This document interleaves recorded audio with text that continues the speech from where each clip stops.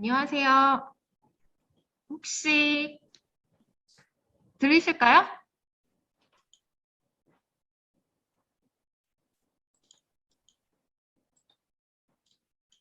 혹시 들리시면 화면 켜놓으신 분들은 동그라미 이렇게 좀 해주시면 안 될까요?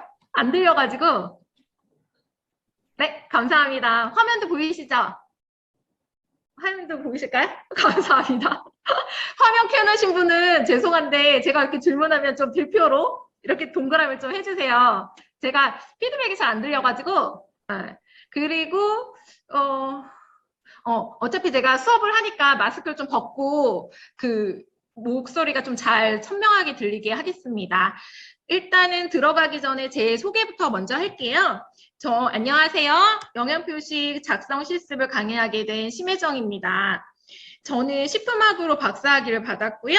식품회사에서 급식이나 외식 관련한 업무를 한 17년 정도 했습니다. 그리고 지금 현재 급식관리지원센터에서 한 7년째 근무하고 있고요. 최근에 제가 주로 하는 영양 수업들은 보통 소비자가 이제 어떻게 영양 표시를 활용해서 영양 관리를 하는지 이쪽에 좀 포인트를 두고 하고 있습니다. 그래서 지금 오늘 같은 경우에는 활용하는 방법보다는 이제 소비자에게 어떻게 정보를 제공을 잘 해줄 거냐, 요게 포인트에 좀 맞춰서 진행을 하게 되겠습니다. 들어가서 수업을 하고요. 오늘 제가 마지막 수업이잖아요. 마지막 날 마지막 수업을 시간을 마지막까지 다 쓰면 제가 교육자 입장으로 볼 때 매우 힘들더라고요. 근데 어차피 그 시간에 끝난다는 사실을 알고 있었는데도 불구하고 그렇게 딱 마치면 매우 불만족스럽더라고요. 그래서 일단 제가 중간에 휴식 시간 없이 수업을 좀 진행을 하려고 해요. 그래서 지금 만약에 준비하신 분들은 오른쪽에다가 계산기를 준비해 주시면 좋고요. 계산기 아니어도 핸드폰을 계산할 수 있게끔 해주시면 돼요. 암산이 가능하신 분은 암산하셔도 좋고요. 그래서 연필이나 이렇게 필기도구를 조금 준비해 주시면 좋을 것 같습니다. 아니어도 제가 나중에 그 수업을 진행하다가 실제로 실습이다 보니까 문제를 풀어보라고 시간을 드릴 거예요. 그때 이제 쉬거나 화장실 잠시 갔다 오거나 개인적 볼일들을 보셔도 되니까 그렇게 일부러 휴게 시간 없이 해서 휴게 시간 빼고 20분 정도 일찍 끝나는 게 현재 오늘 계획입니다. 괜찮으시죠? 네. 네, 맞습니다. 그래서 제가 정각에 끝난다는 말을 했으면 조금 분노스러우셨을 거예요. 그래서 진행을 해보려고 하고요. 실습이다 보니까 나중에 실습 부분에 들어가서 궁금하시거나 못 따라오시면 뭐 알림창에다가 뭐 바로바로 물어보시면 그거 반응해서 제가 답변 드리면서 진행하도록 하겠습니다. 아주 개인적으로 관련 없는 거라면 좀 나중에 하셔도 되고요. 그때 모르는 것들은 바로 제가 체킹해서 답변 드리면서 진행하도록 하겠습니다. 뭐 많이 들으셨겠지만 그래도 이게 개요 부분에서 제가 들어가기 전에 꼭 아셔야 되는 내용들을 찝기 위해서 한번 복습도 해당하실 수 있는데요. 일단 영양 표시가 뭔지는 다 계속 들으셨어요. 그래서 영양 성분의 양이나 영양에 관한 정보를 주는 건데 이게 기본적으로는 소비자들한테 영양적 가치를 줘서 어떻게 너 식품을 선택할 거니, 넌 어떻게 해서 너의 관리를 할 거니. 왜냐하면 개인적으로 중요한 영양 관리 부분이 틀려요. 칼로리를 중요하게 생각하는 사람도 있고 나트륨 섭취를 줄여야 되는 사람도 있어요. 그리고 최근엔 알러지 때문에 그런 내용들을 정보를 다 알고 싶은 사람들이 있단 말이죠. 그래서 이거는 기본적으로 소비자가 자기에게 영양적 가치가 있는 거를 합리적으로 선택할 수 있게 하는 겁니다. 왜냐하면 무조건 칼로리가 낮다고 해서 좋은 음식도 나트륨이 적다고 해서 좋은 음식이라고 보기도 사실은 어려워요. 그냥 그 개인에게 어떤 게 지금 더 중요한 영양적 문제를 가지고 있느냐 이 부분을 알려주기 위해서 정보를 주신다고 보시면 됩니다.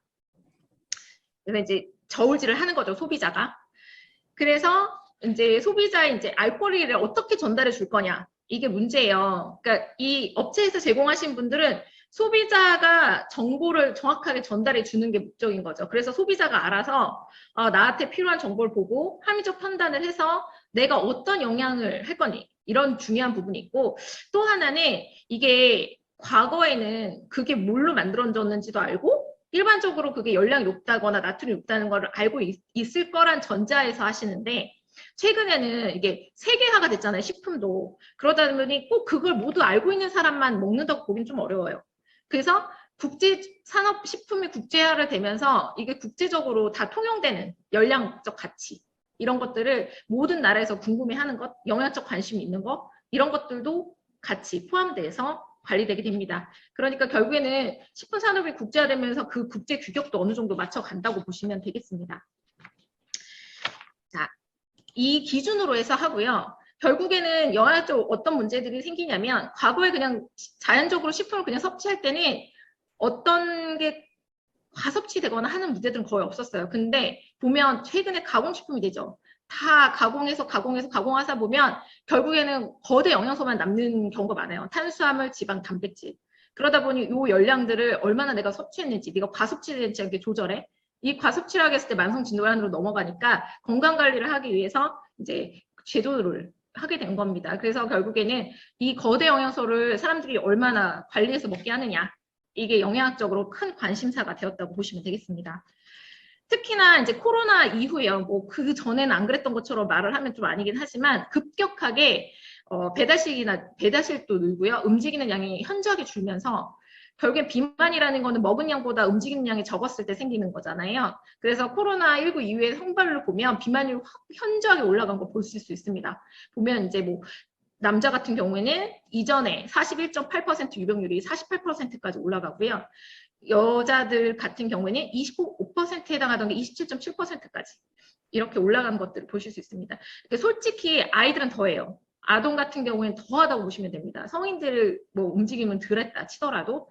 그래서 이런 것들을 보면서 지금 영양정보 표시를 해주는 게 얼마나 중요한 사항인지 이렇게 생각해 보시면 됩니다.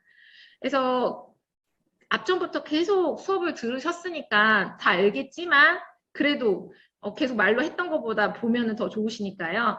그래서 보시면 정보 표시면과 주 표시면 크게 보실 수 있어요. 그냥 되게 간단하게 생각하시면 돼요. 주 표시면은 보통 이제 상품을 진영을 할 때 나 뭐야, 이름이 뭐야 이렇게 알려주는 메인에 이렇게 보여주는 보여주는 쪽이라고 생각하시면 돼요. 그래서 여기 보면 이 용기의 이름, 상표, 로고 이런 게 있고요.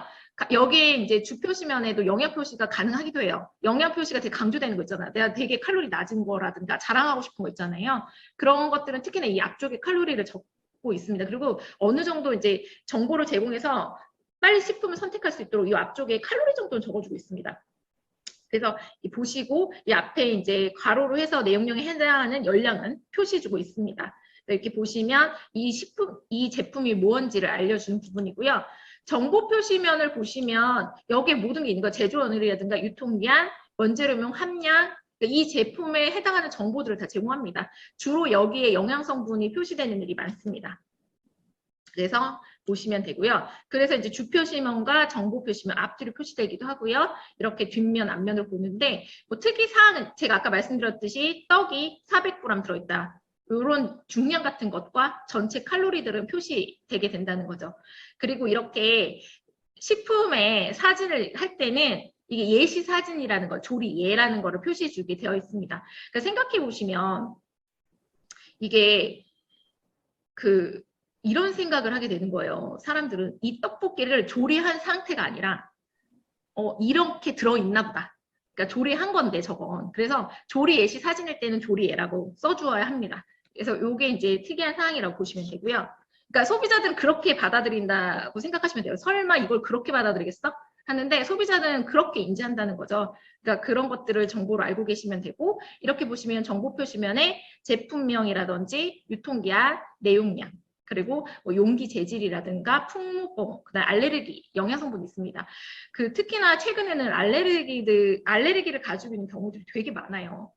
근데 영양성분은 중요하긴 한데 영양성분이 살짝 잘못됐다고 하더라도 당장 먹고 큰 탈이 나진 않거든요. 되게 누적된 영향을 미치긴 하더라도 근데 알레르기는 아니에요. 알레르기 표시를 정확하게 하지 않으면 문제가 생겨요. 안전 문제가 생겨서 저걸 잘못해서 섭취하고 바로 기도가 막히거나 문제에서 사망까지 이른 경우들이 있습니다. 그래서 만약에 식품 관리를 하시는 분들이라면 영양성분 못지않게 알레르기가 되게 중요하다는 걸 인지하고 계시는 게 좋아요. 뭐 예를 들면 도시락 같은 거 하거나 즉석하시는 음식도 알레르기를 충분히 표시해 주시고 필요가 있습니다. 그래서 되게 중요하게 생각 안 하시는데 최근에는 되게 안정성으로 되게 문제시 되고 있습니다. 그래서 요거는 한번 나온 김에 말씀을 드렸습니다. 이거는 제가 이제 표시한 이유는 아까 보면 유통기한을 표시해라. 제조 연월이 됐던 이렇게 하고 있어요. 그래서 제조 연월이 뭔지는 아시죠? 제품을 포장을 하고 더 이상 제조를 하거나 뭐 더 가공 필요하지 않은 마지막 그 제조 연월일을 찍고 아니면 유통기한을 작성하게 돼 있습니다.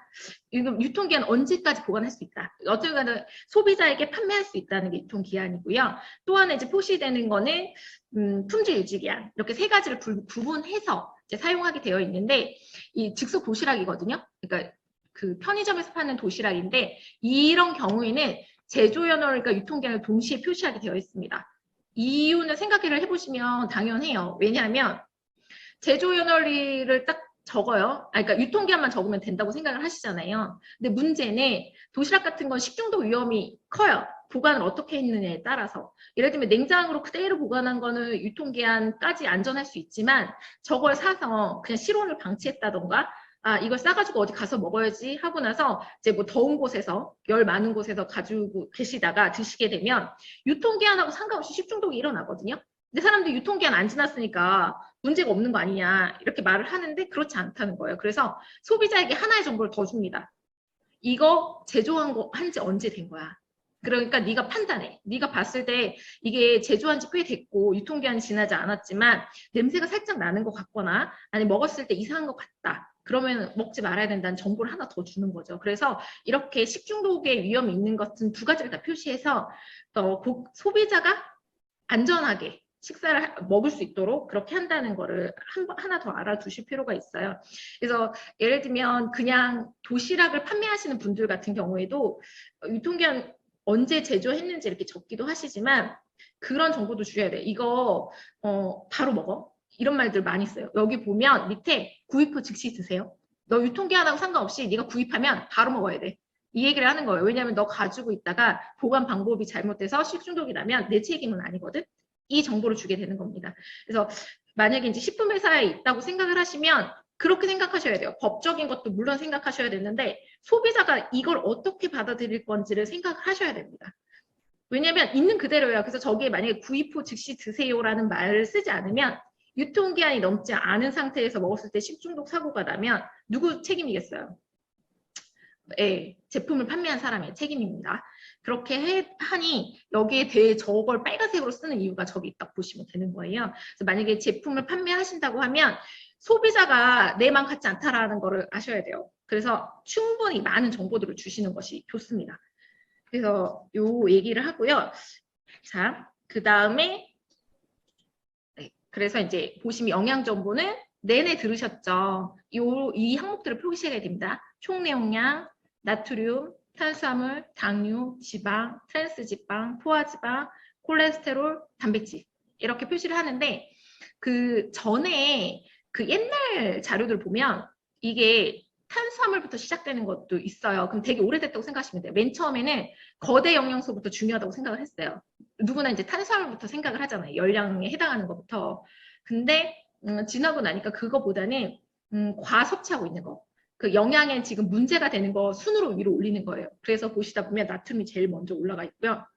그 다음에 탄수화물에서도 당류를 구분해서 탄수화물 섭취가 문제가 되는 것보다도 그 안에 당류가 섭취하는 게 더 문제가 되거든요. 그래서 그 중에서도 당류가 어느 정도 표시하고 있고 그 다음에 지방이 근데 지방도 나눠서 이건 트랜스 지방이 얼마큼 들어있고 포화지방이 얼마큼 들어있고 그 다음에 콜레스테롤을 얼마큼 있어 이렇게 해서 중요한 정보들을 주는 겁니다. 사실 단백질은 과섭취되는 게 아니라 섭취를 잘 못하는 게 문제가 되니까 저희 들어가 있는 거거든요. 그러니까 이 순서 내용을 보면 지금 한국인 영양 섭취에서 문제가 되는 거 윗순위로 들어가 있다고 보시면 돼요. 그러니까 문제가 돼서 과섭취되는 것, 문제를 일으키고 있는 것부터 위에 있다고 보시면 됩니다. 그래서 요게 지금 한국에서 문제가 되는 영양적으로 중요하게 생각하는 포인트가 어디 있다라는 걸 한눈에 보실 수 있는 정보이기도 합니다.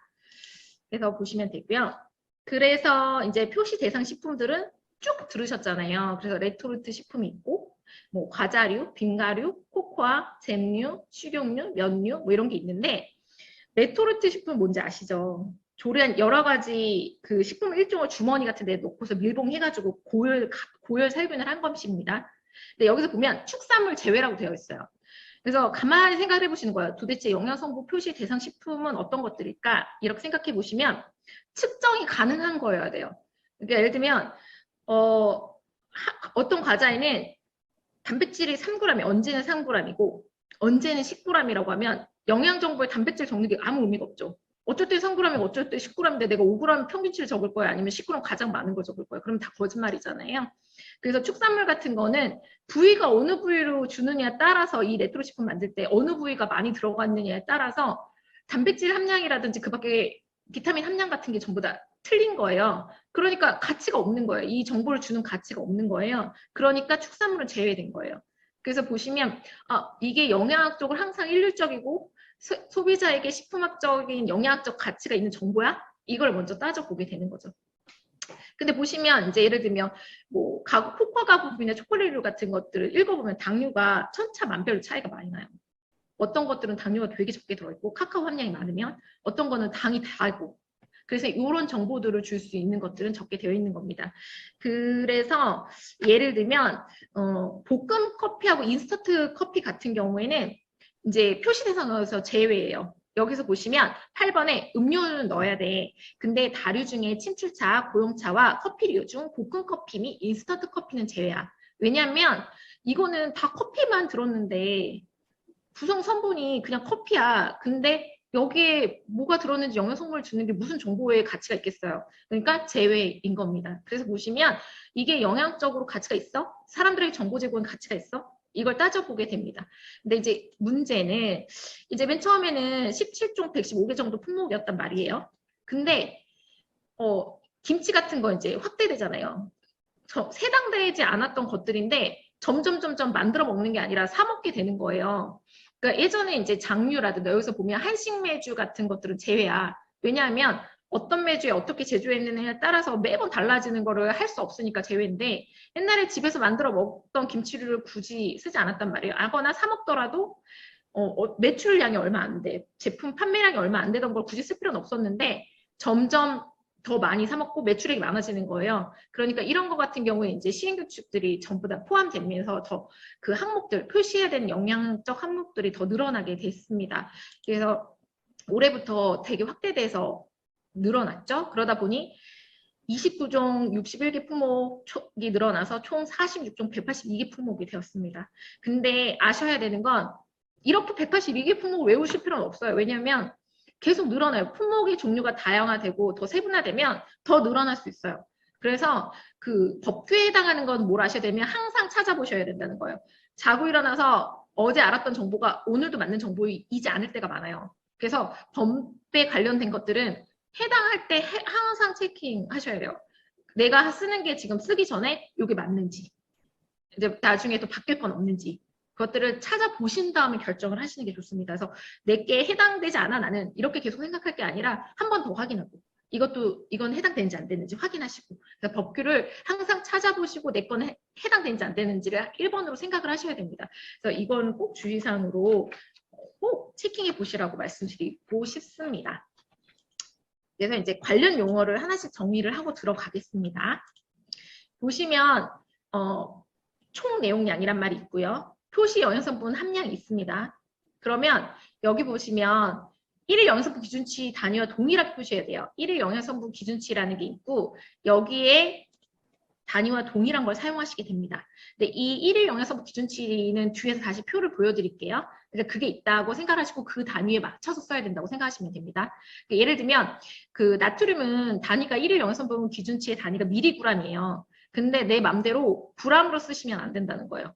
나트륨은 미리그램으로 써야 된다는 거죠. 이게 내 맘대로 뭐 g을 썼다가 미리그램 내 단위가 아니라 정해져 있는 기준치 단위를 쓰셔야 됩니다. 그래서 이런 거예요. 나트륨은 2000mg이 WHO 기준이란 말이에요. 그러니까 기준은 2000mg로 돼 있는데 나는 여기다가 2g이라는 표현을 써버리면 사람들은 모든 사람이 그램 단위와 미리그램을 구분해서 읽을 수 있는 게 아니에요. 이 과자 같은 걸 사 먹을 때 초등학생들도 사 먹는다고 생각을 해보세요. 근데 사실은 미리그램과 그램의 단위를 잘 몰라요. 읽을 수도 없고. 근데 이런 친구들한테 또 정보를 적응을 해줘야 되는 거잖아요. 그 친구들도 나트륨과 당은 구분해서 먹어야 되니까. 그래서 이 단위를 규정하고 있는 겁니다. 그래서 헷갈리지 않게 소비자가 착각하지 않도록. 솔직히 소비자가 착각하도록 만드는 거는 제품을 생산하는 사람이 판매하기 위해서 할 수 있는 트릭이잖아요. 근데 그렇게 하지 않고 소비자에게 정확한 정보를 제공할 수 있도록 규격 단위가 정해져 있습니다. 기준치 단위가. 그리고 비율을 작성해서 계산을 미리 친절하게 해주는 거예요. 네가 이거 860mg 먹게 되면 너는 1일 하루에 먹어야 돼 2000mg 중에 43%에 해당하는 양의 나트륨을 먹게 되는 거야. 라고 계산까지 해줍니다. 그리고 나서 네가 오늘 나머지 g은 좀 줄여서 먹어야 될걸? 내지는 만약에 더 많이 먹었었다면 이건 좀 자제해야 될걸? 이런 정보들을 주게 됩니다. 그래서 가장 중요한 건 그거고요. 이제 이렇게 일회 분량 이제 포장 단위들이 있습니다. 보시면 총 내용량. 그래서 이 파이에 같은 경우에는 39g짜리가 12개 들어있고 총 내용량은 468g 들어있어. 이렇게 총 내용량과 근데 한 개는 39g짜리야. 이렇게 해서 단위 내용량 이 두 가지를 작성할 수 있습니다. 그리고 1일 연습 기준치에 대한 비율을 이렇게 아까 말씀드린 대로 얼마나 내가 먹었는지 보실 수 있고요. 이게 1일 연습 기준치에 대한 비율표입니다. 그래서 보시면 제가 나트륨 2000mg이라고 했죠. 여기 단위가 써져 있고요. 2000mg 있고요. 뭐 칼슘 같은 경우에는 700mg이 1일 연습 기준치입니다. 그래서 이제 우유라고 치면 제가 한 컵에 210mg 들어있다고 합니다. 그러면 30% 너는 그날 먹어야 되는 총량의 이 우유 한 잔을 먹게 되면 칼슘의 30%를 섭취했으니까 나머지 70%를 확보해서 먹어야 돼. 그러니까 한 490g 정도가 더 먹어야 되는 양이야. 이런 정보들을 주고 비율을 표시한다는 거죠. 그래서 소비자들한테 교육을 시킬 때는 이 퍼센트 좀 많이 보게 해요. 왜냐하면 그냥 2000mg, 500g 이게 많은지 적은지 잘 몰라요. 외우고 있는 것도 아니고 총 먹어야 되는 양을. 근데 이게 어쨌든 퍼센트로 표시하게 되면 이게 나트륨이 많은 식품인지 아닌지 알 수 있다는 거죠. 그래서 이걸 가지고 너의 지금 영양적인 가치 판단을 할 수 있도록 하기 때문에 기준치는 되게 중요하게 작용을 합니다. 자, 그리고 나서 이제 사용하실 때 1번으로 하셔야 되는 것은 열량이죠. 근데 열량은 탄수화물, 단백질, 지방, 칼로리의 g수를 칼로리로 계산해서 계산을 하시면 됩니다. 그래서 지방 1g은 9kcal, 단백질 1g은 4kcal, 탄수화물 1g은 4kcal입니다. 저희가 이거를 다 알고 있겠지라고 생각했는데 의외로 아닐 때가 있어서 확인을 한 번 더 해드리는 거예요. 그래서 열량을 계산하실 때는 이 세 개를 더해서 곱한 것을 계산을 하시면 돼요. 그래서 보시면 열량 단위는 칼로리인데 우리가 지금 여기서 쓰고 있는 건 킬로칼로리입니다. 그래서 그 칼로리와 킬로칼로리는 좀 구분하실 필요가 있는데 어쨌든 저희가 표시를 할 때는 킬로칼로리를 계산을 하게 됩니다. 요거를 생각하시면 돼요. 그래서 열량 칼로리로 줄여야 될 때 칼로리라는 뜻하고 이 단위의 킬로칼로리는 조금 틀린 개념인데 그냥 합쳐서 쓰다 보니까 좀 헷갈리게 쓰시죠. 그래서 저희가 이 표시상 읽어줄 때는 킬로칼로리라고 정확하게 해주면 좋습니다. 그래서 이 킬로칼로리를 계산을 하시면 되는데 이 칼로리는 솔직히 그 다이어트하고 좀 관련이 많아서 그 열량 조절을 해야 되는 사람들 같은 경우 칼로리 예민하죠. 그러다 보니 다 생략을 하고 이게 지방, 단백질, 탄수화물 다 합쳐서 열량을 내는데 보시다시피 단백질하고 탄수화물이 1g당 4kcal예요. 근데 지방은 9kcal니까 다들 지방을 안 먹으면 살이 빠진다, 열량을 줄일 수 있다. 이렇게 그냥 아주 간단하게 설명해 버리는 거죠. 근데 실제로 이제 그렇다기보다 이걸 전부 다 양을 조절해야 되긴 해요. 근데 지방 1g이 올라갈수록 칼로리는 매우 높아진다는 건 알고 계시면 됩니다. 그래서 이 칼로리는 이렇게 계산되신다는 걸 보시면 되고 지방은 포화지방, 트랜스지방, 콜레스테롤 이걸 구분해서 쓰게 된다는 걸 아시면 돼요. 자, 그러면 자 열량 계산을 할 때 보시면 탄수화물은 4kcal라고 말씀드렸고 단백질은 4kcal, 지방은 9kcal라고 말씀드렸어요. 근데 이제 가끔 당알코올이라는 게 있어요. 그래서 제로콜라 있잖아요. 제로콜라 칼로리 0 뭐 이렇게 한단 말이에요. 이건데 단맛이다. 그 보면 에리스토리톨 같은 게 들어가 있는 거예요. 이건 당알코올에서 에리스토리톨 같은 거 0칼로리예요. 그러니까 제로 칼로리가 말이 되는 말이죠. 이 당알코올을 넣게 되면 칼로리는 안 나오니까. 그런데 이제 뭐 나중에 뭐 그렇더라도 결국엔 단맛 때문에 단맛을 그만큼 먹게 된다. 뭐 이런 것들은 뒤로 하고라도 일단 제로 칼로리만 쓸 수 있어요. 그러면 이제 계산을 하실 수 있어야 되잖아요. 그래서 식이섬유 같은 경우에는 1g에 2kcal예요. 그러니까 식이섬유가 많으면 실질적으로 탄수화물에서 탄수화물 총량이 많더라도 열량이 적죠. 그래서 식이섬유 같은 거 이제 표시한단 말이에요. 그러면 계산을 한번 해보시면 좋을 것 같아요. 그럼 예를 들면 여기에는 당류가 탄수화물이 46g이고 당류가 23g이 들어있고 에스트리톨 1g, 그러니까 0kcal 1g 들어있고 식이섬유가 5g 들어있어요. 이렇게 계산을 할 때는 탄수화물에서 식이섬유하고 에스트리톨 함량을 빼줘야 돼요. 왜냐면 이건 4kcal가 아니니까. 그리고 식이섬유는 2kcal를 곱해주고 에리스토리톨 함량은 0kcal를 곱해줘야 그 탄수화물 함량에서의 킬로칼로리를 제대로 계산할 수 있습니다. 그래서 예를 들면 지금 탄수화물 46g이고 여기에서 식이섬유와 에리스토리톨 6g을 빼주고 4kcal를 곱한 다음에 이 식이섬유 5g이 2kcal를 곱해주고 그 에리스토리톨 1g은 0kcal, 단백질 5g은 4kcal, 그리고 지방 9g은 9kcal 해주면 271kcal가 나온다는 계산이 나옵니다. 그래서 이걸 보시고 킬로칼로리를 계산해주면 되는데 일반적인 식품 같은 경우는 식이섬유나 이 당알코올을 쓰는 게 아니니까 그냥 계산을 쉬운 걸로 계산을 해보시면 지금 한번 계산해 보시겠어요? 귀찮아서 안 하시기도 하는데 이게 계산을 안 하면 나중에 뭐라고 했는지 기억이 안 나요. 그래서 한번 해보세요. 이 표를 보시고 열량을 한번 계산해 보세요. 제가 3분 정도 드릴게요. 한번 너무 귀찮더라도 하세요. 요거부터 안 하기 시작하면 뒤에는 더 하기 싫으세요. 그래서 제가 지금 3시 28분이니까 31분, 1분과 3분을 드릴게요. 너무 귀찮더라도. 그리고 막 계산 되게 빨리 하신 분들은 빨리 하고 화장실 갔다 오셔도 돼요. 네, 계산 안 하고 쉬시면 안 됩니다.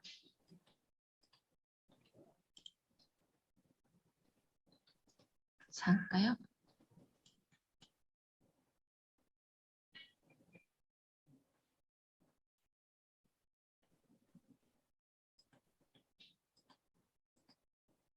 그리고 제가 질문 받는데 왜 당류에서 첨가당을 구분해서 표시하지 않는지는 당에 대한 설명을 제가 뒤에서 한 번 더 드릴 거거든요. 그때 한번 들어보시고요. 그리고 킬로칼로리 5 단위 표시가 아니냐고 하셨잖아요. 요거 푸시고 나면 설명드리겠습니다. 네, 벌써 푸셨어요? 벌써 푸신 분들 있으시나요? 그래도 조금 기다려주세요. 모든 분들이 빠르신 건 아니거든요.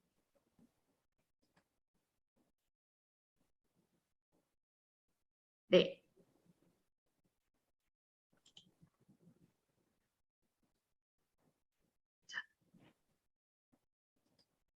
탄수화물에서 당류하고 식이섬유를 왜 빼야 되는지 그거는 그래요. 나머지 분들이 계산하시는 동안 다시 설명드릴게요. 여기 보시면 탄수화물에서 당류는 4kcal가 계산되는 게 맞아요. 근데 탄수화물은 되게 여러 가지가 뒤에 있어요. 식이섬유도 들어가고요. 예를 들면 당알코올 같이 에스트롤 같은 당알코올도 있는데 문제는 당류는 4kcal가 맞지만 나머지 당알코올은 아니에요. 뭐 당알코올 같은 건 2.4kcal인데 그 중에서 에리스토리톨 같은 경우는 0kcal예요. 칼로리가 없어요. 근데 내가 가진 탄수화물 중에 이런 다양한 것들, 식이섬유가 들어가고 에리스토리톨이 들어가면 계산은 따로 해줘야 돼요. 다 4kcal가 아니니까. 식이섬유가 많은 탄수화물은 칼로리가 더 적다는 거죠. 그래서 고구마라도 식이섬유가 많으면 칼로리가 좀 적은 거죠. 탄수화물 많이 나오더라도.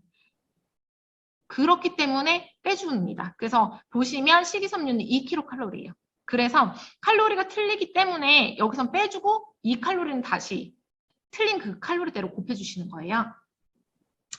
자, 네.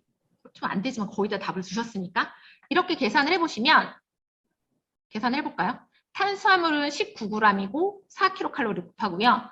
단백질은 2g이고 4kcal, 지방은 8g이고 9kcal를 곱하면 156입니다. 그럼 156이라고 써야 되는데 여기는 왜 155라고 쓴 거죠? 그랬더니 아까 5kcal 단위로 쓰는 거 아닌가요? 라고 했는데 156으로 써도 돼요. 그리고 이 칼로리 같은 경우에는 5단위로 가까운 5단위로 쓸 수 있어요. 그러니까 156kcal라고 써도 되고 가까운 5인 155. 뭐 예를 들면 159kcal였다면 160을 쓰셔야겠죠. 그러면 생각을 해서 선택하는 거예요. 156kcal라고 쓸 수 있고 5단위로 쓸 수 있으니까 155라고 쓸 수 있어요. 근데 제품을 판매하는 사람 입장으로는 뭘 쓰고 싶겠어요? 그렇죠. 조금이라도 적어 보이는 거 쓰고 싶죠. 그래서 155칼로리 쓸 수 있습니다. 159가 나오신 분들은 다시 계산하면 156이 나오실 거예요, 아마. 그리고 네. 그러고 맞죠. 그래서 지금처럼 497칼로리가 나온 거 500칼로리 맞아요. 그건 가까운 5kcal를 쓸 수 있으니까. 근데 497이라고 써도 상관은 없어요. 그래서 생각을 해보시면 500kcal짜리 497이 나오면 497로 쓰고 싶죠. 왜냐면 조금이라도 적어 보이니까. 근데 이거는 그럴 수도 있다고 적어져 있어요. 그래서 뒤에서 보시면 그 쓰는 단위 한 번 더 실습할 때 다시 설명드릴 건데 그렇게 그대로 쓰셔도 되고 5kcal 단위로 쓰셔도 됩니다. 그래서 쓰시고요. 그 다음에 이제 물어보셨던 게 그러면 한국에서는 왜 첨가당은 따로 구분 안 하냐? 한국에서는 함께 씁니다.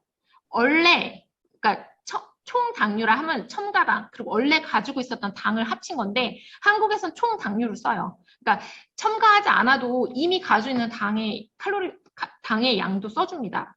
그리고 첨가한 것도 당연히 합쳐서 써지는데 구분을 하실 필요가 있어요. 원래 단 게 있어요.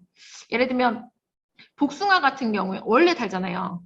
복숭아로 뭐 갈아서 음료를 만들었다고 치면 굳이 설탕을 넣지 않더라도 달아요. 그 유리당이거든요. 원래 그 음식에 있는 당이 있거든요. 그런데 뭐 식품을 더 달게 하고 해서 당을 더 첨가할 수 있어요. 그럼 첨가당을 넣을 수 있습니다. 그래서 간혹 그 식품 제품에서 보면 무첨가 이렇게 무첨가당 이렇게 써져 있어요. 근데 그렇다고 해서 사람들은 헷갈리면 안 돼요. 우리는 총당류를 쓰니까 무첨가라고 하더라도 당이 원래 있는 식품일 수 있다는 거예요. 그래서 무첨가니까 당이 없나 보다 이렇게 생각하시는 소비자들이 가끔 있어요. 그분들한테 꼭 용어를 다시 설명드려요.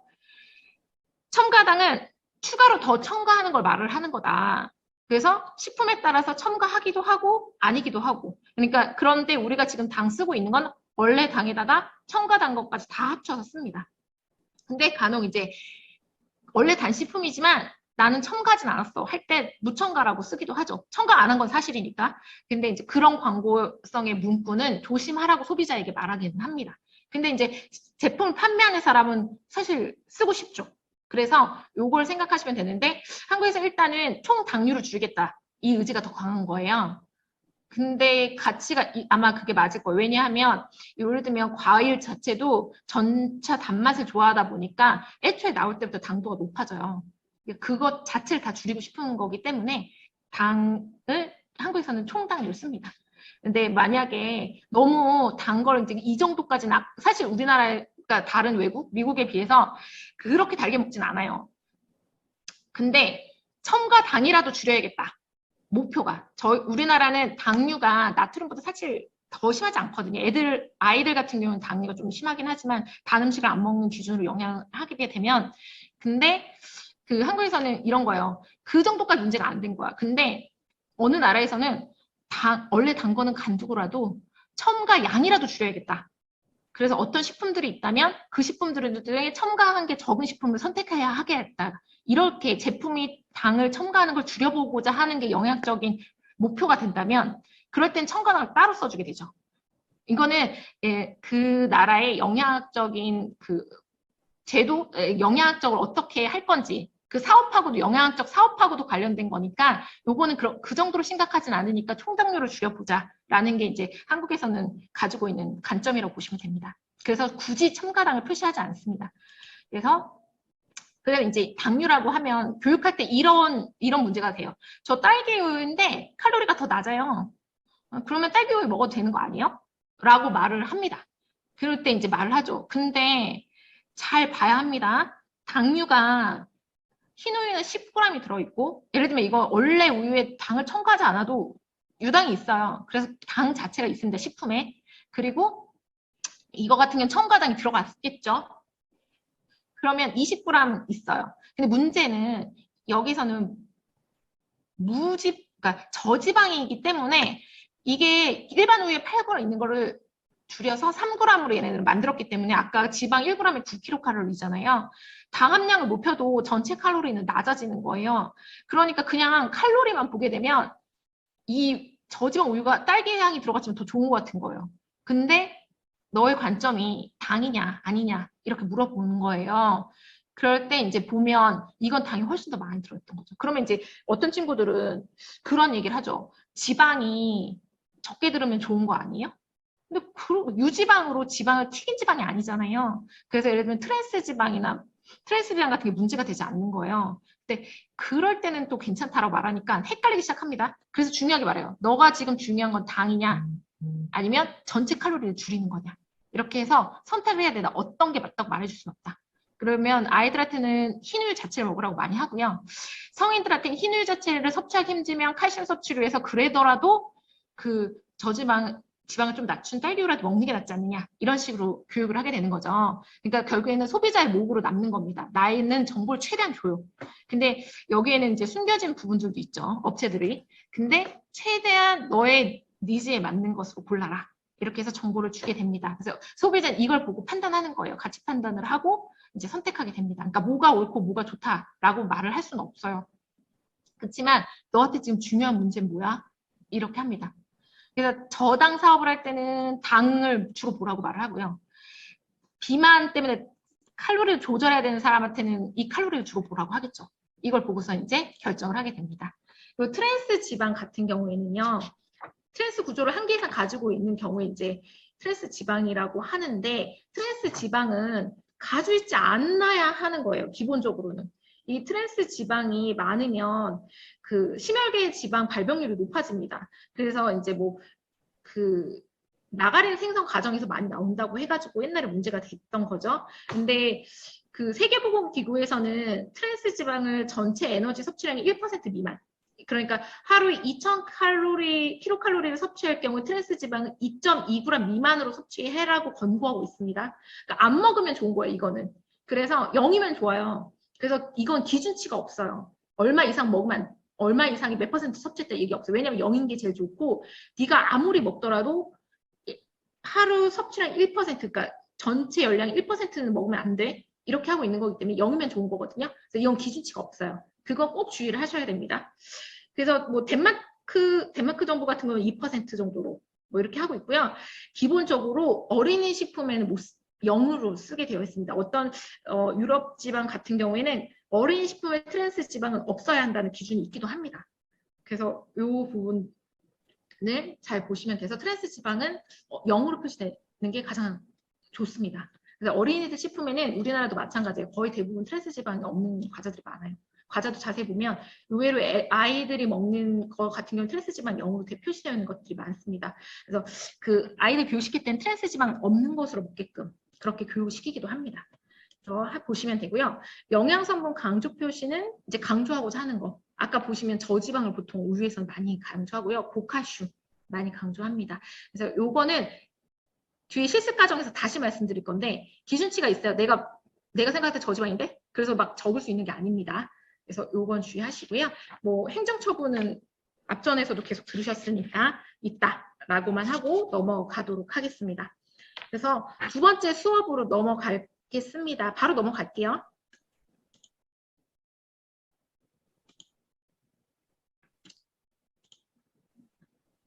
실습 2로 넘어갔나요? 네, 감사합니다. 감사합니다. 자, 자, 넘어가서 이제 실습이 들어가면 이 앞전에 이 정보들을 가지고 뭐가 중요한지 어떤 게 기준인지를 이제 잘 생각하시면 돼요. 그래서 10단계가 있어요. 일단은 중요하게 영양성분 표시 대상인지 확인해야 된다고 아까 말씀드렸잖아요. 왜냐하면 매일 바뀌기도 하거니와 사회가 계속 바뀌니까요. 중요한 것도 바뀌고 그래서 대상인지 꼭 다시 한번 확인해야 됩니다. 내가 알고 있던 지식으로 오늘도 하시는 거 아니고요. 이걸 결정하실 때는 한 번 더 확인하셔야 돼요. 그리고 영양성분을 결정하시고요. 표시할 영양성분을. 그 다음에 성분 함량을 계산하시고 표시 단위를 결정하시고 표시 단위의 영양성분 함량을 산출하고 기준치에 대한 비율을 정하고 표시 도안을 선택하고 도안에 있는 영양성 표시값을 적용합니다. 이것들 앞부분에 배우셨잖아요. 뭐 도안 굵게 표시한다든지 몇 포인트로 작성을 한다든지 이 기준에 맞게 다 작성을 하시고요. 그 다음에 강조 표시 여부를 마지막으로 하고 최종 검토를 합니다. 화면이 안 넘어갔나요? 그래요? 잠깐만요.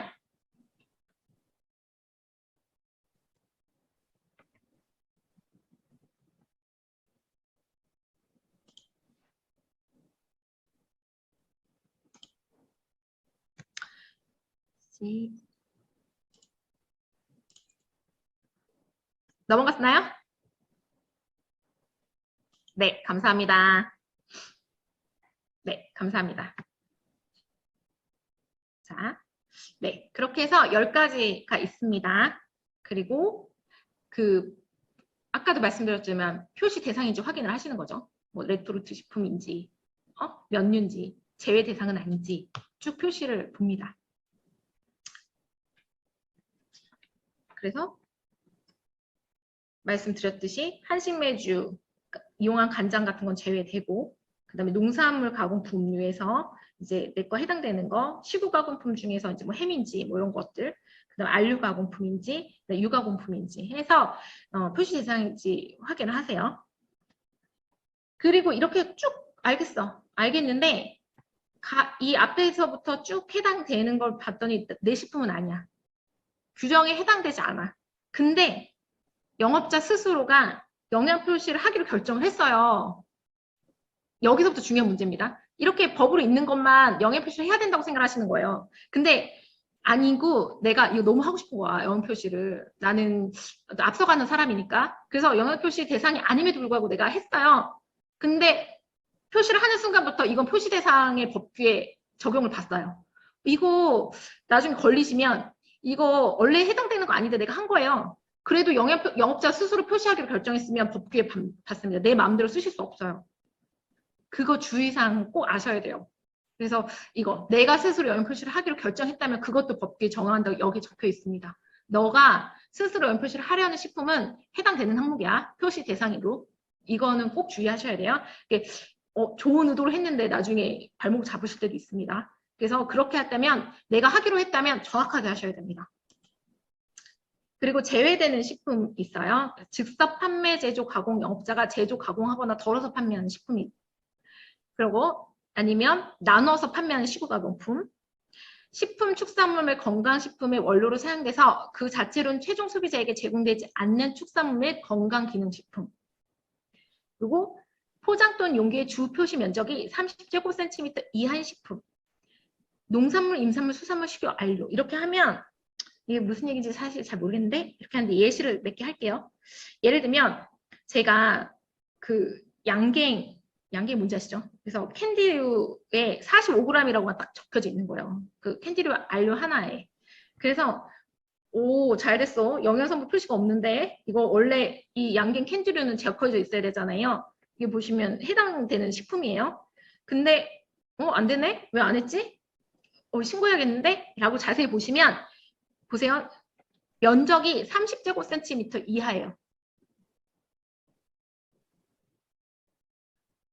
그래서 해당되지 않는 거예요. 여기서 보시면 30제곱센티미터 이하인 식품은 제외 대상이라고 되어 있죠. 그래서 부사탕들 하나하나 돌아다니는 거에는 없는 겁니다. 왜냐하면 이 포장이 30제곱센티미터 이하니까. 그래서 이럴 때 제외된다. 그리고 두 번째는 제가 조리 건어포로는 영양표시 성분 의무는 아니에요. 의무 대상이 아니야. 근데 너무나 칼슘이 많다는 걸 강조하고 싶은 거예요.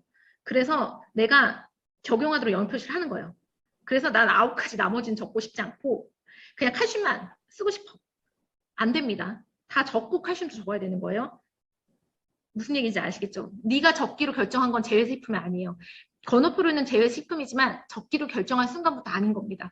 그래서 9가지 의무식인 거 다 뭐 칼슘 빼고 나중에 탄수화물 뭐 이런 거 다 적으시고 칼슘도 적으셔야 될 뿐더러 칼슘은 1인 아까 보셨죠? 우유에서 보시듯이 1인 영양성분 기준치가 있어요. 그래서 기준치 퍼센트까지 다 적어주셔야 된다는 얘기입니다. 그래서 그 주의하시고 그 다음에 여기서 보시면 식품 축산물의 건강 기능성 식품의 원료로 사용돼서 그 자체로는 최종 소비자에게 제공되지 않는 축산물? 아 이게 무슨 얘기지? 무슨 얘기냐면 뭐 예를 들면 제가 냉동 만두를 납품을 하는데 급식 업체에만 제공해요. 그러니까 내가 만든 만두는 원래 표시 대상이지만 최종 소비자가 이걸 먹을 리가 없어. 왜냐하면 나는 급식 업체에만 주거든요. 그럴 땐 영양성분 표시를 하지 않아도 된다는 얘기입니다. 왜냐하면 그 만두를 급식 업체가 받아서 튀길 수도 있고요. 국으로 만들 수도 있어요. 보세요. 그러면 튀기면 지방 함량이 틀려지죠. 굽거나 국으로 하면 열량이 틀려지죠. 아무 가치가 없는 거예요. 그 자체 영양성분 표시는. 그래서 그럴 경우에는 제외된다. 만약에 최종 소비자에게 가지 않는다면 제외된다. 이 얘기를 하고 있는 겁니다. 그래서 이 내용은 그런 내용이라고 딱 이해를 하시면 돼요. 자, 그리고 영양성분을 이제 결정하시는 거예요. 2단계로 들어가서 열량, 나트륨, 탄수화물은 당류 꼭 구분해서 적어주셔야 되고요. 지방 같은 경우에는 트랜스 지방과 포화지방 구분해서 넣어주시고 콜레스테롤, 단백질을 적습니다. 그리고 영양 표시나 영양 강조 표시를 하고자 하는 1일 영양성분 기준치에 명시된 영양성분들 있잖아요. 아까 칼슘 같은 것들, 이제 그런 것들을 나는 되게 필요해요. 넣어야 되는 거라면 적습니다. 근데 기준에 따라서 적으시면 돼서 영양성분 표시는 명칭 적으시고요. 함량 적으셔야 되고 1일 영양성분 기준치에 대한 비율을 꼭 적어주셔야 됩니다. 그러니까 마음대로 빼시면 안 된다는 얘기예요. 근데 단 보시면 아까 보셨지만 열량에 1일 영양성분 기준치 비율이 있던가요? 없죠. 열량하고 트랜스 지방은 없어요. 트랜스 지방은 왜 없는지 말씀드렸잖아요. 왜냐하면 이거는 기준치가 있는 게 아니라 안 먹으면 좋은 거니까. 이거는 1% 넘게 먹으면 안 되는 거니까. 그래서 이거는 기준치가 없어요. 안 먹는 게 기준이라서. 그 열량 같은 경우에는 표시하지 않아요. 왜냐면 보세요. 여기 열량은 아까 뭘로 계산하셨어요? 탄수화물하고 단백질하고 지방 함량으로 계산하셨잖아요. 굳이 여기서 계산하지 않는 거예요. 그냥 2000kcal 기준으로 만들었을 뿐. 그리고 열량을 생각해 보시면 남성인지 여성인지 아인지에 따라 다 틀려요. 그냥 그 제품은 2000kcal 기준으로 하겠습니다. 라고 적혀져 있는 거거든요. 그래서 그 세부 항목으로 계산되는 거기 때문에 여기에 비율을 적진 않습니다. 그래서 탄수화물이랑 단백질하고 지방의 그 기준치만 맞으면 된다는 얘기예요. 그래서 1일 영양성분 기준치는 그것 때문에 되게 중요하다라고 해서 알고 계시면 되고요. 이제 3단계는 영양성분의 함량을 구합니다. 구하는 방법은 별도로 규정하고 있지 않아요. 뭐 예를 들면 어떤 공인된 검사기관 꼭 넣어야 되는 거예요? 그렇지 않아요. 공인된 검사기관에서 하셔도 좋고요. 자사기관에서 직접 분석해서 좋고요. 그냥 그렇게 말고 식품 영양성분 DB를 활용해서 산출을 해도 좋습니다. 근데 이제 뭐 자기만의 식이 아니라 공인된 기관들 있잖아요. 농촌진흥청에서 식품 성분표를 보셔도 좋고요. 미국 농무부의 USDA 거를 보셔도 돼요. 뭐 나는 수출할 거라서 이거 중요해. 이러시면 그걸 보셔도 좋습니다. 근데 여기서 제일 중요한 건 하나밖에 없어요. 기존의 식품 영양성분 DB를 활용해도 좋고 공인된 검사기관에 정확히 하셔도 좋고 자사기관에서 직접 분석해서 좋은데 이게 틀렸을 경우 이 값이 검사하기 위해서 가져갔을 때 틀렸을 경우에 모든 책임은 업체가 책임지시는 거예요.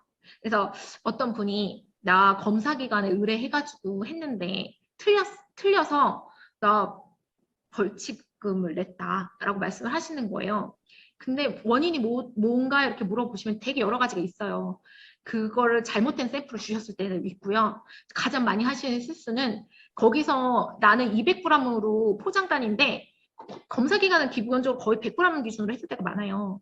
100g으로 해서 계산을 해준 거예요. 그러면 자기가 계산해야 되는데 200g을 내가 줬으니까 200g으로 계산을 해줬거니 생각하시고 그냥 그대로 써버렸을 경우.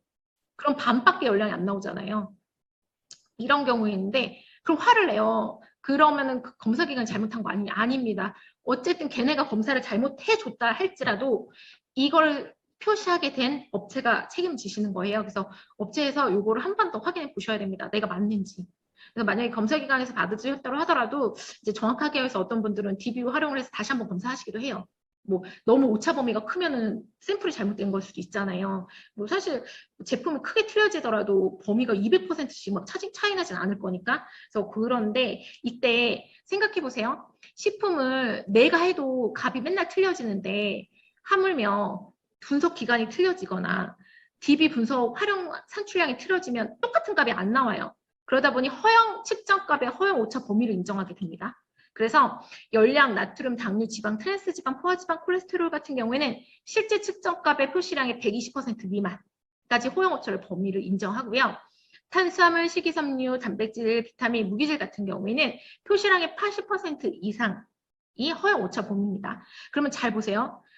내가 어떻게든 줄이고 싶어 하는 부분들 있잖아요. 열량이라든지 나트륨은 실제로 줄이고 싶잖아요. 나온 값보다 어떻게든 줄여서 검사하고 싶은 거 있잖아요. 그런 것들은 120% 미만으로 써야 돼 라는 기준이 있는 거고요.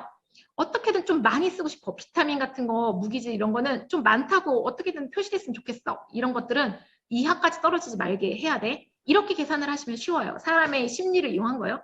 그래서 어떤 분이 물어보셨어요. 그러면 나트륨 같은 경우에는 범위가 그럼 80에서 120%예요? 근데 하한선 범위는 없어요. 나트륨 같은 경우에. 보시면 120% 미만이라고 돼 있다는 건 하한상이 없다는 거예요. 그래서 실제로 이제 뭐 이런 거예요. 내가 열량이 70mg인데 내가 여기다가 열량이 100이라고 쓴 거예요. 그러면 솔직히 80% 미만으로 쓴 거잖아요. 이상으로 쓴 거잖아요. 실제 그래프이. 그러면 문제 안 된다는 거예요. 내가 70밖에 안 되는데 열량이 70칼로리인데 100kcal라고 썼어? 괜찮아. 너의 손해잖아요. 열량을 많이 100이라고 쓴 사람의 손해잖아요. 이거 70kcal밖에 안 되는데 트랜스 지방도 없는데 막 있다고 표시하거나 이러면 그래서 하한치의 영향은 받지 않아요. 그래서 만약에 오차 범위가 70까지 떨어지게 썼다고 해서 그런 건 크게 문제 안 돼요. 근데 100인데 160이라고 그러니까 100이라고 쓴 거예요. 근데 실제로 측정해보면 160이 나왔어요. 160%잖아요. 이건 문제가 된다는 거예요. 반대로 뭐 식이섬유, 단백질, 비타민 이런 것들은 더 많음에도 불구하고 더 적게 쓰는 건 괜찮은데 더 많다고 쓰는 건 안 된다는 거예요. 검사를 했더니 네가 100이라고 했는데 실제 측정은 70밖에 안 나오는데 이러면 안 된다는 거예요. 그러니까 이거의 하한선과 상한선은 어떤 거에 의한 영향을 받는지를 보시면 소비자에게 피해를 주는 게 어떤 거냐 이걸 보시면 됩니다. 근데 중요한 거는 가장 이렇게 허용 오차 범위가 있어서 뭐 아까 말씀하셨잖아요. 5kcal 단위로 써야 된다거나 이렇게 자잘한 것들은 크게 문제가 안 돼요. 왜냐하면 보세요. 아까 킬로칼로리 똑같이 나온 실제값을 써도 좋고 아니면 5kcal 가장 가까운 5kcal 단위로 좋다는 거는 이 오차 범위가 있기 때문입니다. 그래서 실험이 잘못되지 않는 이상은 사실 이 오차 범위를 넘어가진 않아요. 그렇잖아요. 근데 아까 말씀드렸듯이 완전히 단위가 틀리셨다든지 포장 단위를 잘못 계산했다든지 아니면 샘플을 잘못 주셨을 때에는 잘못되실 수 있습니다. 그래서 요거는 그래도 DB를 활용해서 한 번 더 계산해 보라고 말씀드리고 싶고요. 일반적이지 않은 식품들 있잖아요. 다른 실험 방법들이 없는데 어떻게 해요? 뭐 이러시면 뭐 어쩔 수 없이 자기네가 자사기관에서 분석하시게 되잖아요. 근데 최대한 국제법인 걸 쓰시는데 잘 쓰지 않는 걸 쓰시게 됐을 때 중요하신 건 표본 수집을 해놓으시는 거예요. 그리고 어떤 전처리 방법을 썼고 어떤 실험 방법과 분석 방법을 썼는지 자세히 적어주셔서 소명하실 수 있어야 됩니다. 그래서 나는 일부러 그런 게 아니라 내 실험 방법은 이런 거였고 샘플을 어떻게 처리했고 이렇게 설명하실 수 있도록 준비하셔야 됩니다. 그래서 이런 것들은 자세히 적어 놓으시는 게 어쨌든 좋습니다. 만약에 이게 일반적이지 않다면. 그리고 이제 표시 단위를 결정하시게 됩니다. 그래서 총 내용량 당을 쓰시거나 100g 당으로 쓰시거나 단위 내용량 당으로 쓰시거나 1 섭취 참고량 당으로 쓰시면 됩니다. 그래서 총 내용당으로 쓰시는 거는 이런 거예요. 제품 최소 단위가 보시면 하나요. 이게 총 내용으로 먹잖아요. 그러니까 중간에 끊어서 먹지 않거든요. 하나의 포장 단위를 다 먹게 되시는 거잖아요. 이런 것은 총 내용량 당으로 적게 되는 확률이 높습니다. 그리고 100g당으로 표시되는 것들은 총 내용당이 이제 100g을 초과한 거예요. 예를 들면 총 내용이 1000g이에요. 근데 이게 사실 1의 섭취량이 3배를 초과하거든요. 3g 정도밖에 안 되는데 이럴 경우에는 이제 100g 당을 표시해 주게 돼요. 이제 비교할 수 있도록 그래서 보시면 되고요. 그리고 단위 내용당으로 표시되는 경우가 있는데 이거는 이제 과자 안에 여러 개의 봉지가 있는 거예요. 그래서 12봉지가 이제 32g짜리 12개 들었을 때는 한 봉씩 먹잖아요. 그러니까 단위 내용당으로 궁금한 거예요. 난 하나씩 계산해서 먹으니까 2개 먹었을 때 곱하기 2를 하면 되잖아요. 그래서 이럴 때는 단위 내용으로 계산을 해주게 되고 그 다음에 이제 이거는 섞어서 이제 보세요. 이제 여기서부터 조금 헷갈리긴 하는데 이게 1의 섭취 참고량이 30g이에요. 과자 같은 경우에는 1의 섭취 참고량이 30g입니다. 거의 과자는 다 30g이라고 보시면 돼요. 기준이 그렇거든요. 근데 제가 판매 단위가 70g이에요. 그러면 총 내용당을 적어주셔야 돼요. 만약에 1의 섭취량을 나 적어주고 싶어. 왜냐하면 30g으로는 얼마인지 해야 다른 과자들 있잖아요. 나는 70g밖에 안 담았지만 어떤 과자는 60g 담고 어떤 과자는 80g 담잖아요. 그럼 사실은 1회 양으로 1회 섭취량으로 비교해주면 사실 좋기도 해요. 그럴 때 두 가지를 병행할 수는 있지만 보세요. 1회 섭취 참고량만 쓸 수는 없어요. 왜냐하면 70g 먹다가 30g 먹는 사람 거의 없거든요. 그리고 30g이 저울을 재보지 않는 이상 30g 알 수가 없어요. 이런데 어떻게 30g만 해요? 참고는 할 수 있지만 내가 한 봉을 다 먹을 건데 그렇기 때문에 총 내용량으로 해주셔야 돼요. 병행은 해서 쓸 수 있어요. 1회 섭취량을. 그렇지만 1회 섭취량만 쓰셔서는 안 돼요. 그래서 이렇게 최소 판매 단위가 중량이 70g, 그러니까 그 100g 미만인 경우에는 총 내용과 1회 섭취 참고량당을 같이 써줄 수 있고 아니면 총 내용당만 쓸 수 있습니다. 왜냐하면 중간에 30g만 잘 먹진 않으니까. 그런데 만약에 같은 과자지만 중량이 200g이에요. 100g이 넘잖아요. 그럴 때는 100g당으로 쓸 수 있어요. 왜냐하면 사람들이 사실 그 200을 다 먹다 마는 경우도 많아요. 나는 다 먹는데 이러면 할 말은 없지만 300으로 포장될 수도 있고 400으로 포장될 수도 있잖아요. 근데 이건 먹다가 좀 남겨뒀다가 또 먹기도 하거든요. 그러니까 이거는 100g당으로 표시할 수 있습니다.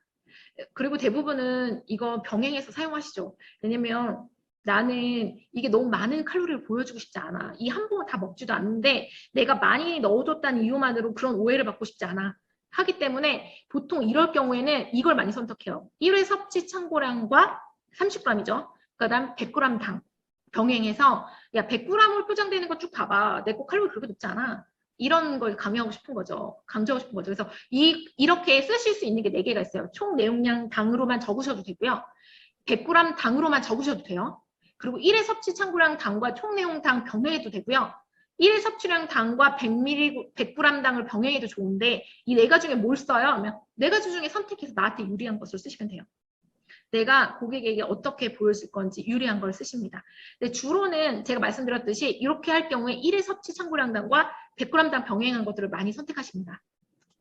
유리하니까 나한테. 그리고 이제 이건 한 봉으로 다 되어 있는 거고요. 단위 포장되어 있는 경우가 있어요. 이러실 때 그 1회 섭취량당은 70g이에요. 머핀이. 이거 과자 아니니까. 그래서 머핀 같은 경우는 이제 70g이란 말이에요. 근데 얘네는 봤더니 70g 머핀을 6개로 묶어서 포장을 해요. 이럴 때는 단위 내용당을 꼭 써줘야 되는 게 중요합니다. 왜냐하면 하나 당으로 먹잖아요. 그리고 내가 2개 먹을 땐 곱하기 2를 하면 되고 3개 먹을 때 곱하기 3을 하면 되니까. 그런데 여기서 1회 섭취량당은 항상 궁금하거든요. 그래서 1회 섭취량도 쓸 수는 있지만 1회 섭취량만 쓰진 않아요. 총 내용을 병행하거나 아니면 100g당을 병행해 주셔야 됩니다. 그리고 이거는 뭐가 틀리냐면 잘 보세요. 왜 똑같은데 어쩔 땐 그렇고 어쩔 땐 그래요? 이러는데 보시면 참고량이 70g인데 머핀 하나의 포장도 70g일 때는 이렇게 할 수 있다는 거고요. 1회 참고량 70g인데 하나 포장이 60g이에요. 그러니까 70g보다 적은 거예요. 적었을 때 문제가 발생합니다.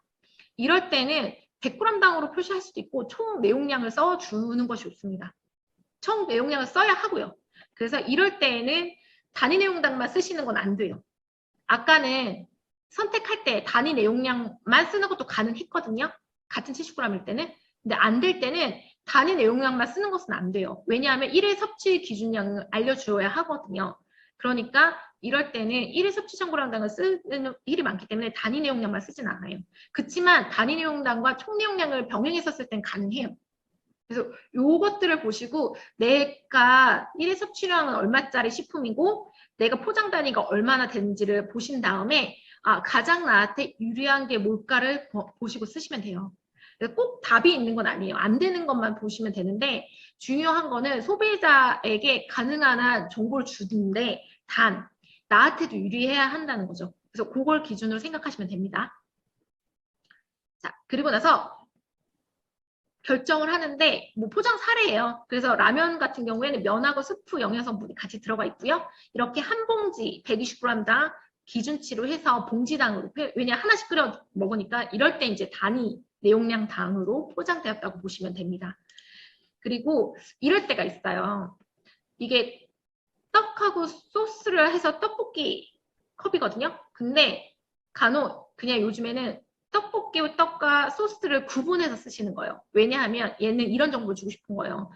떡에는 당이 많지 않아. 당이나 나트륨이 많지 않아요. 보시면. 근데 소스류에는 많아요. 그래서 어떤 사람들은 이제 이거 좀 줄이기 위해서 너무 맵거나 이러면 소스를 반만 쓰기도 하잖아요. 그러니까 이럴 때 정보를 주고 싶은 거야. 주로 소스에 나트륨이 많은지 떡이 많은지. 그래서 너가 좀 조절해. 이런 정보를 주기 위해서 일부러 이렇게 친절한 식품들도 있습니다. 정보를 이렇게 줘도 돼요. 요즘은 밀키트 같은 거 많이 하니까 이런 것들은 이렇게 별도로 줘도 사실은 좋죠. 두 개째 같이 써져 있거든요. 그래서 네가 소스를 조절하면 나트륨 함량을 좀 조절할 수 있어. 이 정보를 줄 수 있는 거죠. 그리고 자 아까 보시면 같은 과자잖아요. 이거 같은 과자거든요. 근데 총 내용량이 틀려요. 이건 80g이고요. 이거는 총 내용량이 보시면 160g이에요. 이건 100g이 넘고 이건 100g이 안 되죠. 근데 기본적으로는 1회 섭취 기준량이 30g은 정보를 줘요.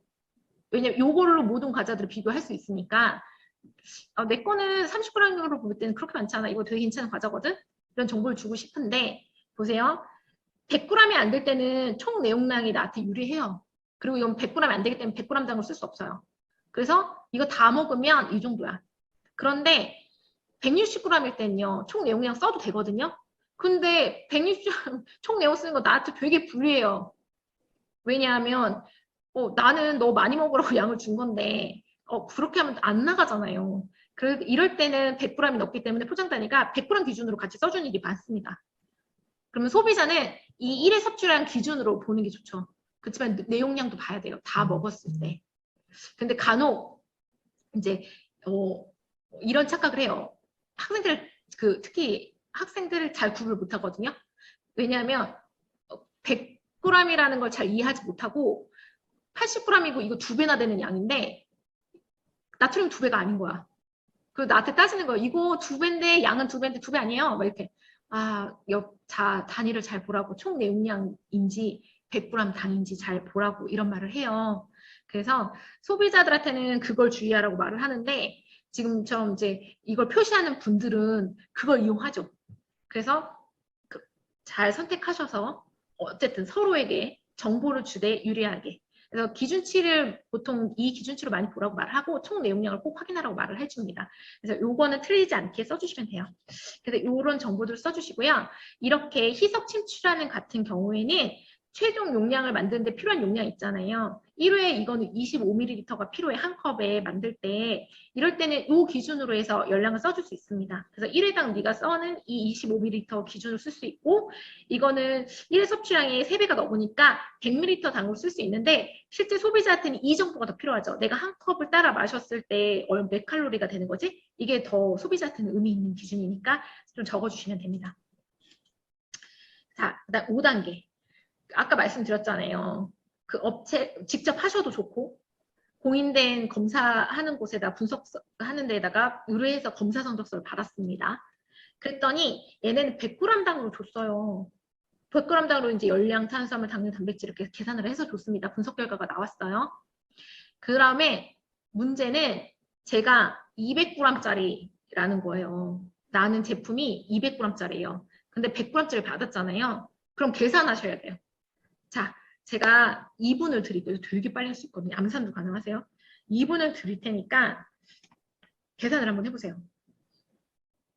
나는 200g으로 표시할 거예요. 그럼 탄수화물은 얼마죠? 몇 칼로리죠? 지금 5분이니까 2분, 7분까지.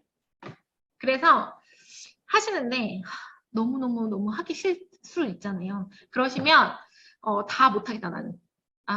그래도 탄수화물하고 당류 요 정도까지 아니면 나트륨 이렇게 한두 개는 뽑아가지고 해보세요.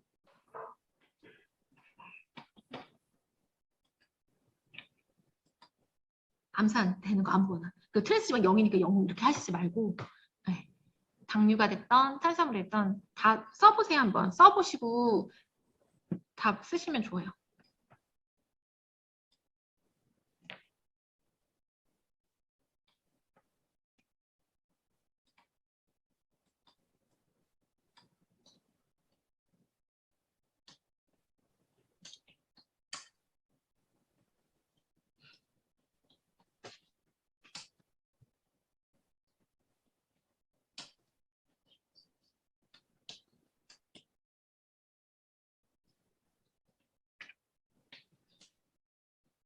네.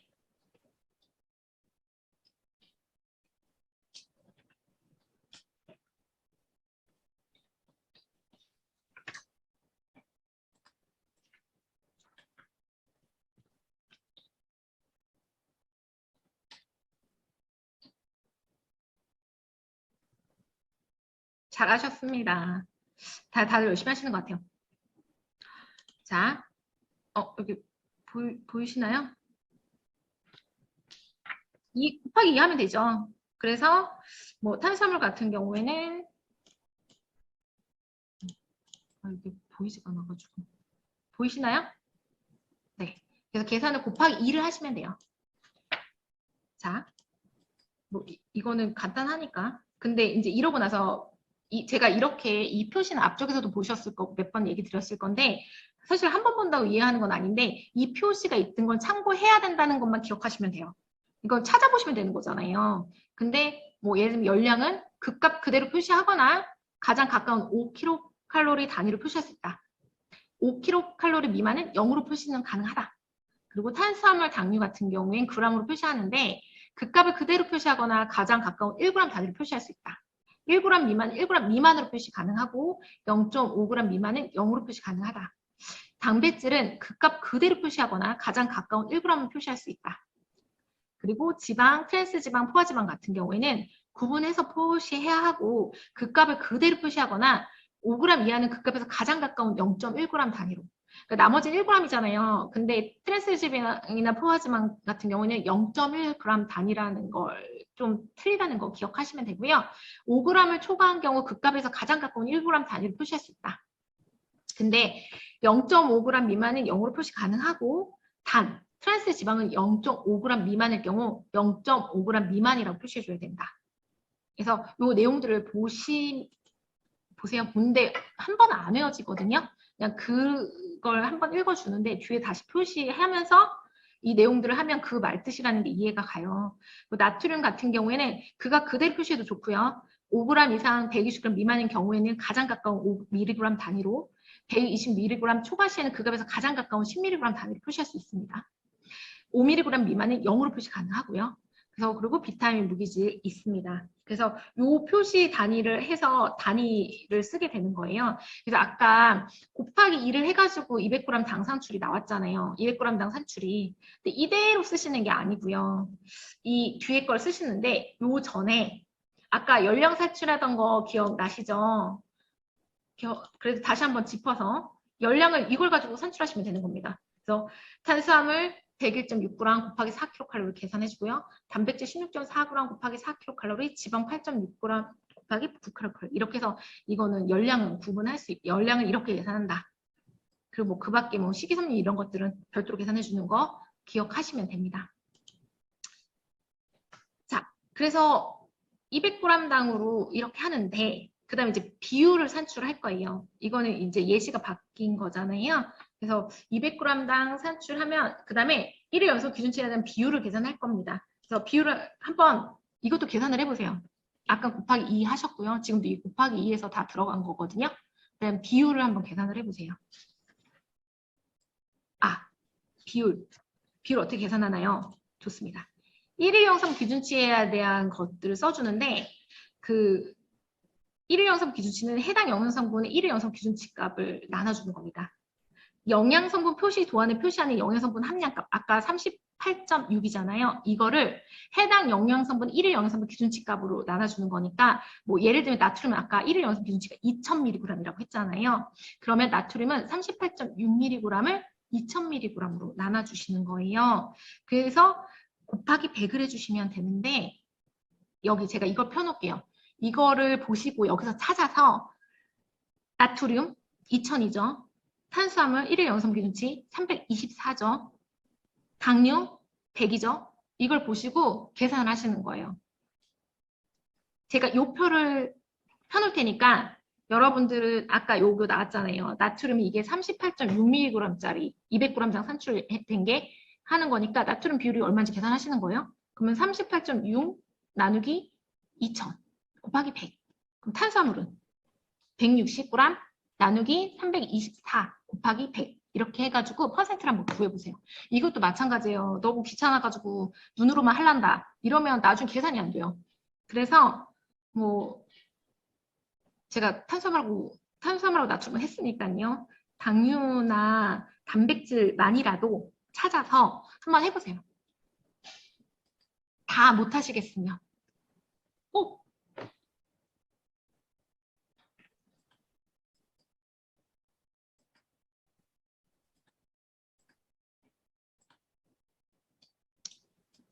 맞아요. 미만이에요. 미만. 그러니까 미만.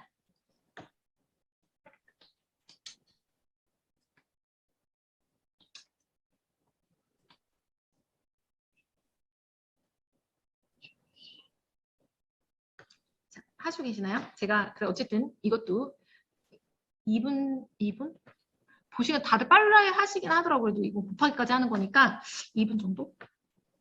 12분이니까 14분까지 해서 꼭 해보세요. 이게 계산을 한번 했던 건 기억이 오래 남는데 그냥 눈으로 하거나 이렇게 시간을 보내시면 잘 안 돼요. 그래서 알고 있는 것도 계산해보면 틀릴 때가 있거든요. 그래서 한번 꼭 해보세요. 한 개라도. 너무 귀찮겠지만 한 개라도. 그래서 뭐 트랜스 지방 아까 다시 말씀드리지만 없으면 공란으로 비워두셔도 돼요. 트랜스 지방 같은 경우는 공란으로 비우는 일이 많아요. 기준치도 없고. 그래서 기준치가 없으니까 공란으로 놔두시면 돼요. 트랜스 지방은. 이 트랜스 지방 하란다 하고 공란이니까 안 한다. 이렇게 해서 하시면 안 되고 이걸 제외한 나머지를 해보시면 됩니다. 그리고 뭐 콜레스테롤 0이니까 이거 공란이지? 이러시지 말고 있는 숫자로 꼭 하세요. 네, 잘하셨습니다. 그래서 비율을 제가 옆에다가 계산을 찾아놨습니다. 그래서 그것도 찾는 것도 귀찮으시면 제가 찾아서 여기다 넣어놨거든요. 그래서 이렇게 보시면 돼요.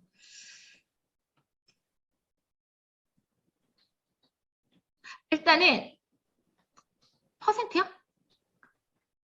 지방 같은 경우에는 아까 이 200g당 산출 같은 경우는 소점으로 그러니까 하죠.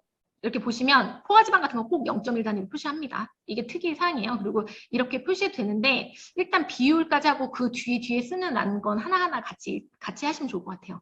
일단은 비율 이렇게 나온 당 산출을 가지고 비율 계산하는 걸로 넘어가서 하고요. 요거 질문하신 것들은 또 그때 나오면 다시 한번 제가 설명드릴게요. 네, 그래서 쓰시면 이렇게 나와요. 근데 이렇게 하시면 말씀하실 거 2% 아닌데요. 49% 아니고 소주점 나오는데 보시면 주의하셔야 되는 거는 이 비율은요. 1일 연산품 기준치에 대한 비율은 반올림에서 정수로 표시합니다. 정수로 표시합니다. 그래서 보시면 비율은 점이 없어요. 정수로 표시합니다. 그래서 요거 비율은 정수로 표시한다는 거를 기억하시면 돼요. 그렇죠. 그러니까 예를 들면 탄수화물 160을 탄수화물 기준치 324로 나눠서 곱하기 100을 하면 49.383이 나와요. 그래서 제가 한번 계산해 보세요라고 말씀드렸던 거는 이렇게 쓰셨어야 되는 거예요. 49.38 뭐 이렇게 나오는데 왜 49야? 이렇게 해야지 안다는 거예요. 그래서 말씀드리는 건 정수로 표시하기 때문에 다 지우고 49%라고 쓰시면 됩니다.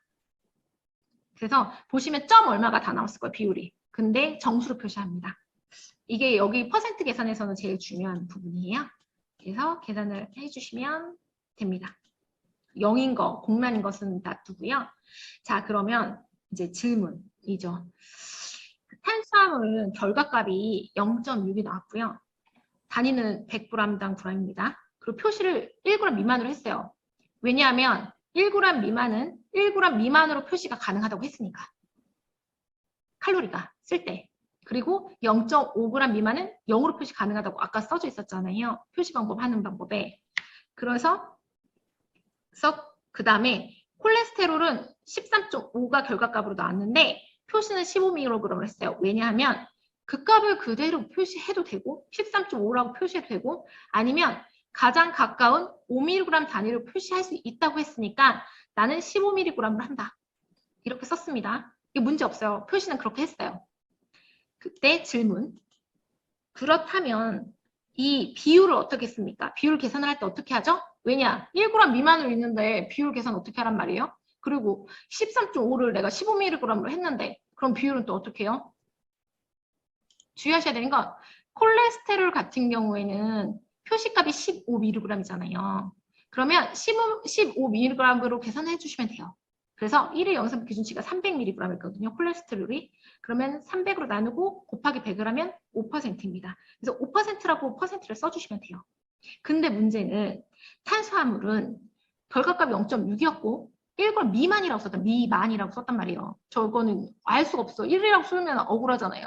왜냐면 미만인데 1은 15는 어떤 숫자를 알 수 있지만 1g 미만이라 하면은 이게 0.1인지 0.2인지 0.3인지 알 수 없어요. 1g은 그대로 쓰면 나의 손해인 것 같아. 그래서 이럴 때는 실제 측정값을 씁니다. 미만이라는 표현을 썼을 때는.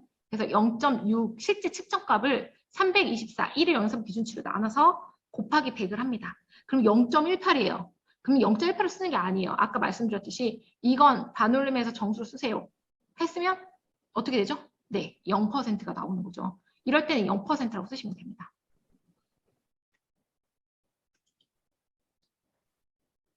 네, 여기까지 되셨죠? 자, 그 다음에 7단계는 표시 도안을 결정하시는 거예요. 이거는 아까 들었지만 내 거에 맞는 걸 쓰시면 돼요.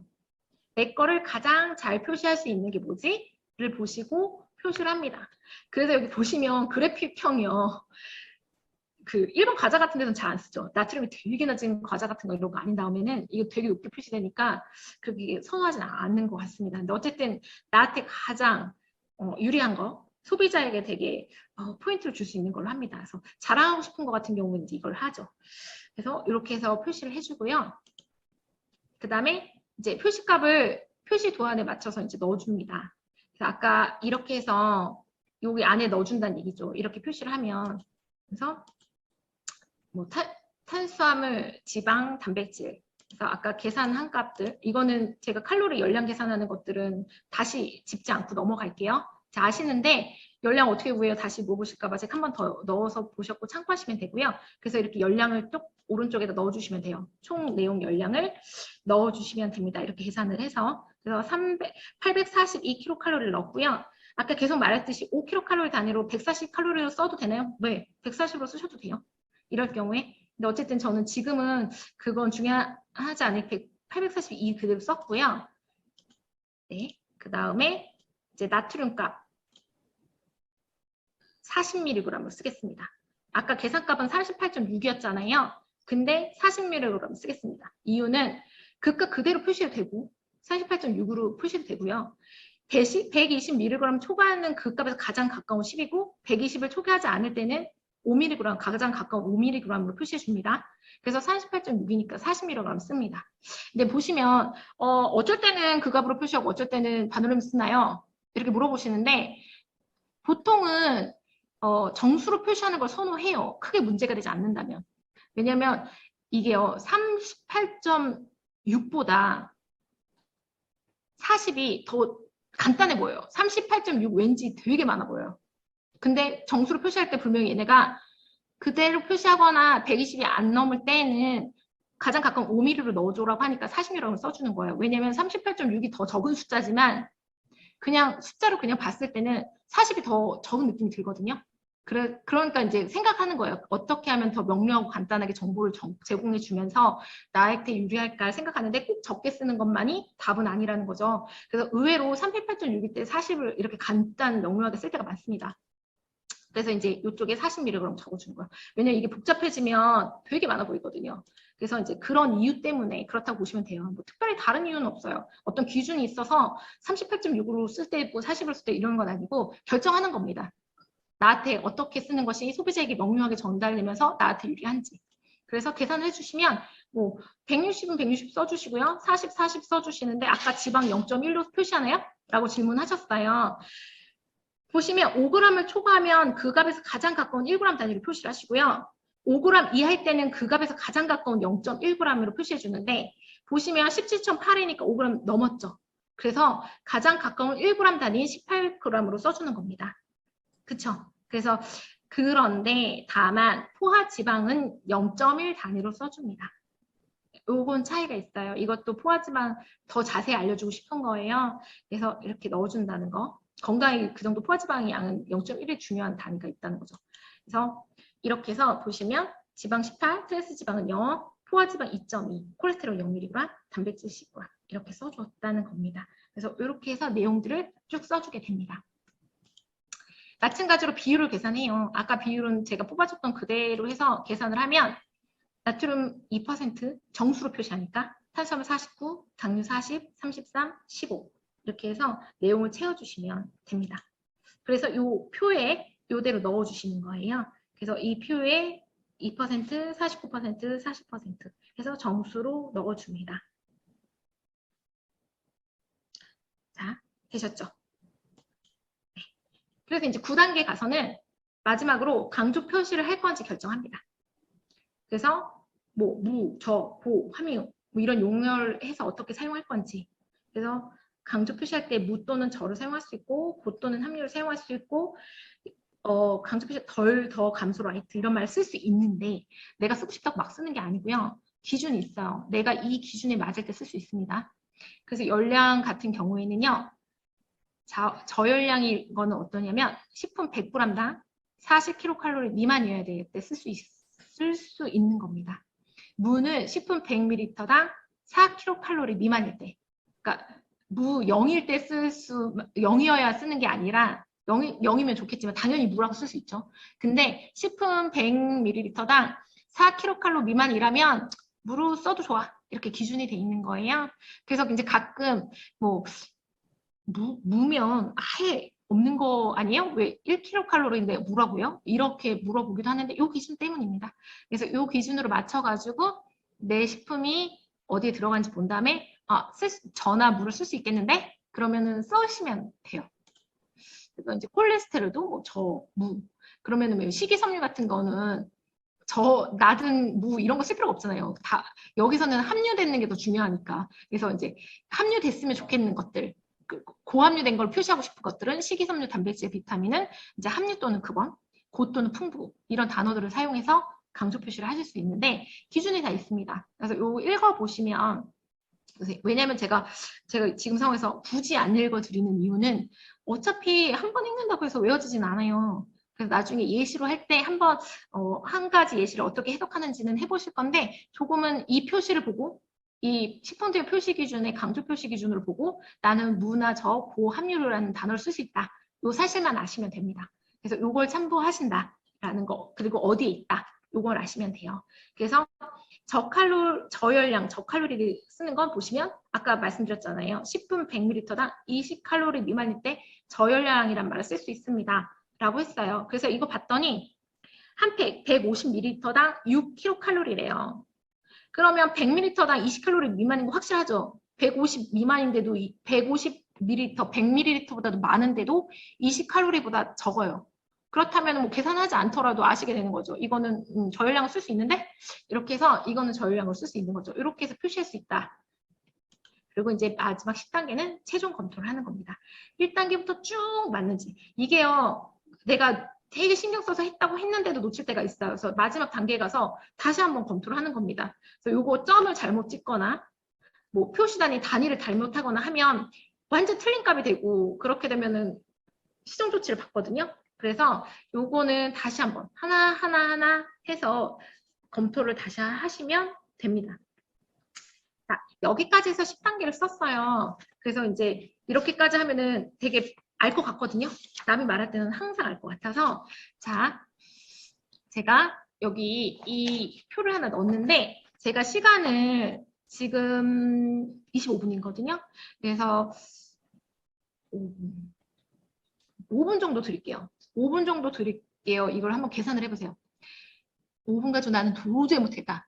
이러시면 한두 개만 뽑아서 하시는데 중요한 거는 1회 섭취 참고량만 쭉 계산하시고 영양표시 쭉 계산하시면 안 돼요. 그렇게 하시지 마시고요. 다 못하시더라도 1회 섭취 참고량 앞에 찾아서 계산하시고 그죠? 그다음 영양표시 한 개 표시하는 거 계산하시고 나트륨에 대한 거 비율 옆으로 가로로 계산을 하세요. 그래서 하나라도 한 세트를 완성하시는 게 좋거든요. 그래서 5분을 드릴 테니까 하실 수 있는 만큼 하시고 화장실 너무 급하신 분은 빨리 갔다 오시고 그래도 꼭 하나는 해보시고요. 그래야지 나중에 제가 말할 때 거기서 있구나. 여기 이 표를 말하는 거구나. 이렇게 다시 찾아보실 수 있거든요.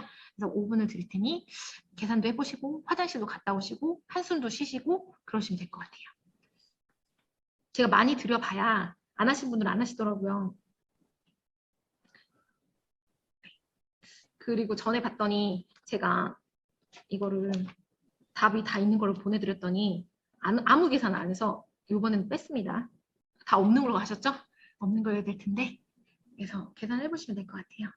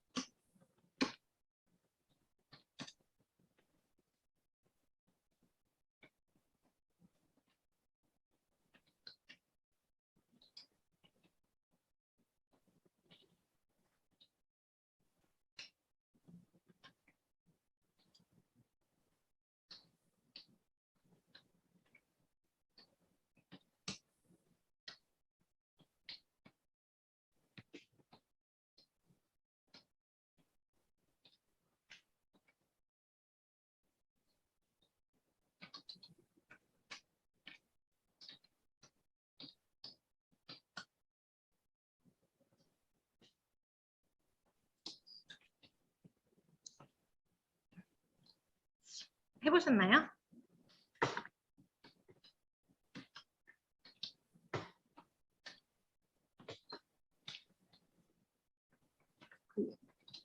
알 것도 같은데 모르실 것도 같죠. 꼭 그렇더라고요. 자, 일단은 1일 섭취 참고량이 보세요. 과자 한 개는 75g이에요. 8개가 들었어요. 그러니까 1회 섭취 참고량을 보시면 한 개가 75g짜리예요. 그러면 75g. 근데 단위는 내가 검사서에 의뢰한 단위는 100g으로 되어 있어요. 근데 나는 75g짜리를 포장했단 말이죠. 그러면 75g 단위 기준으로 해서 이 영양성분 표시를 해야 하는데 이때는 이제 곱하기를 해주시면 돼요. 그래서 0.75를 곱하셔서 하시면 양이 나옵니다. 그래서 일단 소점 주룩주룩 썼어요. 계산식은 이렇습니다. 그런데 아까 보시면 표시 방법이 있어요. 그래가지고 뭐 열량은 5kcal 단위 표시해주고 뭐 탄수화물, 당류 있고 뭐 단백질, 뭐 지방, 트랜스지방 이렇게 해서 아까 말했던 그런 내용들을 다 감안해서 외울 수는 없지만 이걸 펴놓고선 내용을 이제 맞춰서 내용 써주시면 돼요. 그래서 나트륨 같은 경우에는 52mg, 탄수화물 19g, 당류 14. 그래서 뭐 지방 같은 경우에는 4.7이라고 하셔도 좋고요. 반응해서 5라고 하셔도 좋아요. 이거는 아까 보시면 지방 같은 경우에 포화지방, 트랜스지방 구분해서 표시해도 되고 5g 이하는 극값에서 가장 가까운 0.1g 단위를 써도 된다고 했으니까 4.7g을 써도 좋은데요. 이거 굳이 4.7보다는 가볍게 배워서 5라고 써도 문제는 없다는 거예요. 그래서 5라고 써도 좋습니다. 그리고 그러니까 초과한 경우에는 또 5g 가장 가까운 1g 단위를 쓰는데 그건 상관없다 이거죠. 자기는 조금 더 많이 써도 상관없다 이거죠. 그리고 그때 말씀드렸지만 내가 측정한 것보다 값이 더 나오는 거는 괜찮아요. 지방 같은 경우에는. 내가 더 표시한다는데 하한치는 없습니다. 근데 만약에 더 적게 나오겠습니다. 내가 여기다 4g을 쓰겠다. 그럼 그건 문제가 돼요. 근데 뭐 실제 4.7이지만 나는 5g으로 간단하게 쓰겠어. 이거는 문제되지 않아요. 더 많다고 쓰는 것은. 그래서 그거는 참고하시라고 제가 한번 언급하였습니다. 그리고 트랜스 지방 0.1 단위로 쓰고요. 포화 지방 0.1 단위로 써서 3.2. 그 다음에 콜레스테롤 하시면 이제 5g 이상이 되는 숫자니까 이거는 15g으로 반올림하여서 정수를 썼습니다. 단백질 같은 경우에 이제 이렇게 써주시고요. 요거는 트랜스 지방 같은 경우는 아까 제가 0.2라고 써도 좋다고 했지만 아까 말씀드렸잖아요. 트랜스 지방은 0.5g 미만일 경우에는 0.5g 미만이라도 써도 좋다. 그래서 0.5 미만이라고 썼습니다. 왜냐면 간단하게 좋거든요. 그냥 0. 이렇게 써도 좋은데 0.5 미만이라고 쓰는 거 문제 없으세요. 근데 보통은 이거 저는 이거는 0.2라고 쓴 걸 훨씬 더 많이 봤지 0.5 미만이라고 쓴 걸 많이 보진 않았는데 쓸 수 있다는 걸 보여드리기 위해서 썼습니다. 그래서 간단하게 정리하면 이렇게 깔끔하게 나와요. 그래서 보시면 지방은 0.0 그래서 소수점 단위 1단위까지 쓰나요? 해서 5.0이라고 쓰신 거 볼 수 있어요. 5라고 안 하고 이 표시 방법은 그렇다. 이렇게 보시면 됩니다. 그래서 비율 산출하시면 돼요. 비율은 다 많이 하셨으니까 이제 뭐 열량 산출은 하실 수 있으니까 제가 넘어가고요. 그래서 이거는 121kcal가 나왔지만 120칼로리로 써도 된다. 다시 한번 생각하시면 되고요. 비율은 아까 보여주셨던 이 표대로 다시 해서 1일 영상부 기준치 해서 계산을 하셔서 정수 표시하시면 돼요. 요거까지는 간단하세요. 그래서 3%, 뭐 6%, 여기 정수는 아까 2.5가 나오지만 정수하니까 3%가 나오는 거고요. 여기 보시면 이 나온 영양 표시 한 개 기능으로 해서 곱하기를 해줬습니다. 이거 기준으로 했어요. 그래서 이렇게 계산해 주시면 됩니다.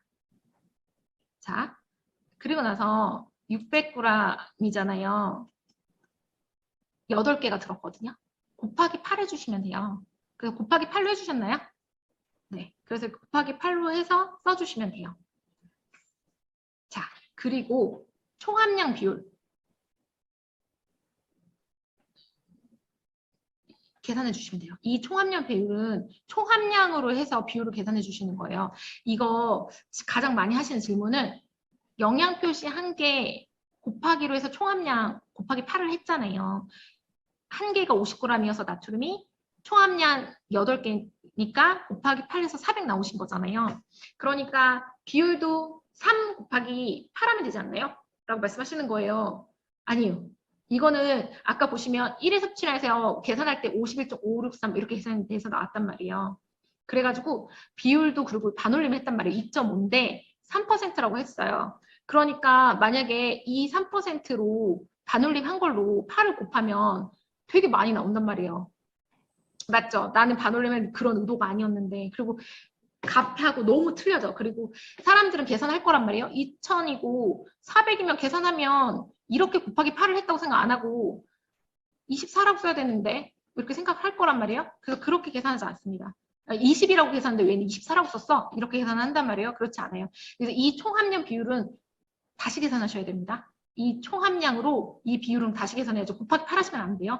이거는 주의의 단계 꼭 말하려고. 이거 곱하기 8 하셔서 값 틀리다고 막 저한테 화내시는 분도 있더라고요. 아닙니다. 이건 다시 계산하셔야 됩니다. 이 총합량으로. 그것만 주의해 주시면 돼요. 총합량 곱하기 8 하시면 되고요. 자, 그리고 아까 넘어갔었던 거 있잖아요. 내가 초콜릿인데 고단백 무설탕으로 영양 표시할 건데 이거 되겠어요? 이럴 때 이제 찾아보는 거야. 내가 이거 고단백 무설탕을 해야겠어. 이제 가능한가 볼까? 이렇게 보셨어요. 그러면 제가 아까 보여내 드렸던 그 표를 보시고 이거 고단백 무설탕인지 한번 확인해 주세요. 제가 1분 정도 시간 드릴게요. 아까 강조 표시 기준 보셨잖아요. 그 표를 막 찾아보세요. 그래서 이거 고단백하고 무설탕 보니까 단백질 표시 기준과 무설탕 쓸 수 있는 당류 기준을 보시면 돼요. 그래서 그걸 보고선 나는 이 제품에 고단백 무설탕이란 말을 쓸 수 있는가를 한번 찾아보세요. 꼭 찾아보세요. 나중에 뭐 어디서 찾나요? 이렇게 또 물어보시거든요. 근데 지금 앞쪽에서 보시면 강조 표시하는 거에 제가 설명해놨어요. 2단계에서. 그래서 그 표를 보시고 이거 나온 숫자를 보신 다음에 써도 되는지 보세요. 네. 보셨나요? 네. 그래서 조합해서 보면 자 보세요. 당류는 네가 무라고 쓰고 싶다면 100g당 또는 10분 100ml당 0.5 미만이라면 넌 뭐라고 써도 좋아. 자, 맞나요? 여기서 보시면 당이 0이에요. 72g인데. 아까 100ml, 100g 당이거든요. 근데 72g당 0이면 100g당도 0이에요. 그래서 0.5mg 미만이면 써도 좋다고 했는데 0이니까 무라고 써도 좋습니다. 근데 여기서 보시면 무설탕이란 말을 썼어요. 근데 되게 양심적인 것. 왜 무당이라고 하면 잘 사람들이 모를 수 있으니까 하는데 되게 넓은 범위예요. 아까 말했잖아요. 첨가당하고 원래 식품을 가지고 있는 당이 있는데 이 뜻으로 보면 이제 더 설탕을 첨가하지 않은 느낌이 들긴 하지만 사람들이 당이라는 말보다는 설탕이란 말을 더 이해하기 쉬우니까 여기서는 표현을 더 잘해주기 위해서 그냥 무설탕이라고 썼는데 상관없어요. 얘는 더 소규모의 말을 쓴 거잖아요. 원래 얘는 당이 없는데 그냥 유리 당도 없는데 함유량이 없는데 그냥 더 첨가하지 않은 것처럼 명을 쓰는 게 문제가 되진 않아요. 그렇죠? 이거는 더 얘가 약하게 써준 거나 마찬가지니까. 그래서 무설탕이라는 표현을 썼는데 별 문제가 되지 않습니다. 무라고 써도 좋다는 거죠. 0.5g 미만이니까. 그럼 단백질은 고단백이라고 쓸 수 있어요? 라고 물어봤는데 고단백을 쓰시려면요. 함유 또는 급원 기준의 2배여야 돼요. 함유 또는 급원은 또 뭐야? 요 위에를 보시면 함유 또는 급원 기준이 있습니다. 100g당 1일 영산분 기준치의 10% 이상이라면 너는 함유나 급원이라고 쓸 수 있어. 고단백질 함유 이렇게 고단백질 급원 뭐 이렇게 고가 아니라 단백질 함유, 단백질 급원이라고 쓰려면 이 100g당 1일 영산분 기준치의 10% 이상이어야 돼. 근데 그 중에서도 고로 단백질이라는 말을 쓰려면 함유 또는 급원 기준의 2배. 그러니까 이 10%보다 많은 20%가 들어있어야 된다는 거잖아요. 맞죠? 기준의 2배니까. 그럼 나는 그렇게 들어있나? 봤는데 단백질이 72g에 22g 들어있고 퍼센트는 40%예요. 아까 보셨지만 20% 100g에 20% 기준 치면 된다고 했잖아요. 근데 40%니까 훨씬 더 많죠. 이러니까 이럴 경우에 고단백이라도 쓸 수 있는 겁니다. 그래서 이 식품은 고단백 무설탕이라는 표시를 할 수가 있습니다. 그래서 이렇게 찾아서 넣으실 수 있다는 얘기예요. 이렇게까지 해서 수업을 다 마쳤고요.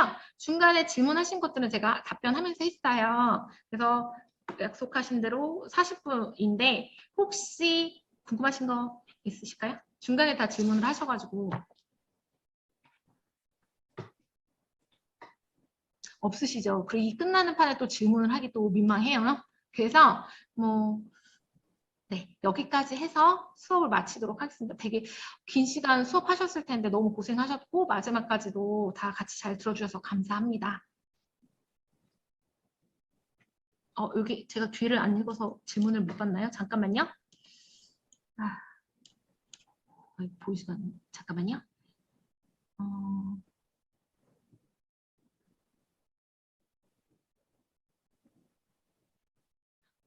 0.5g 미만이어서 아까 0으로 표기하는 건 계산식에서 또 보여줬잖아요. 그래서 계산을 했을 때 0%가 나오면 0%라고 쓰시면 됩니다.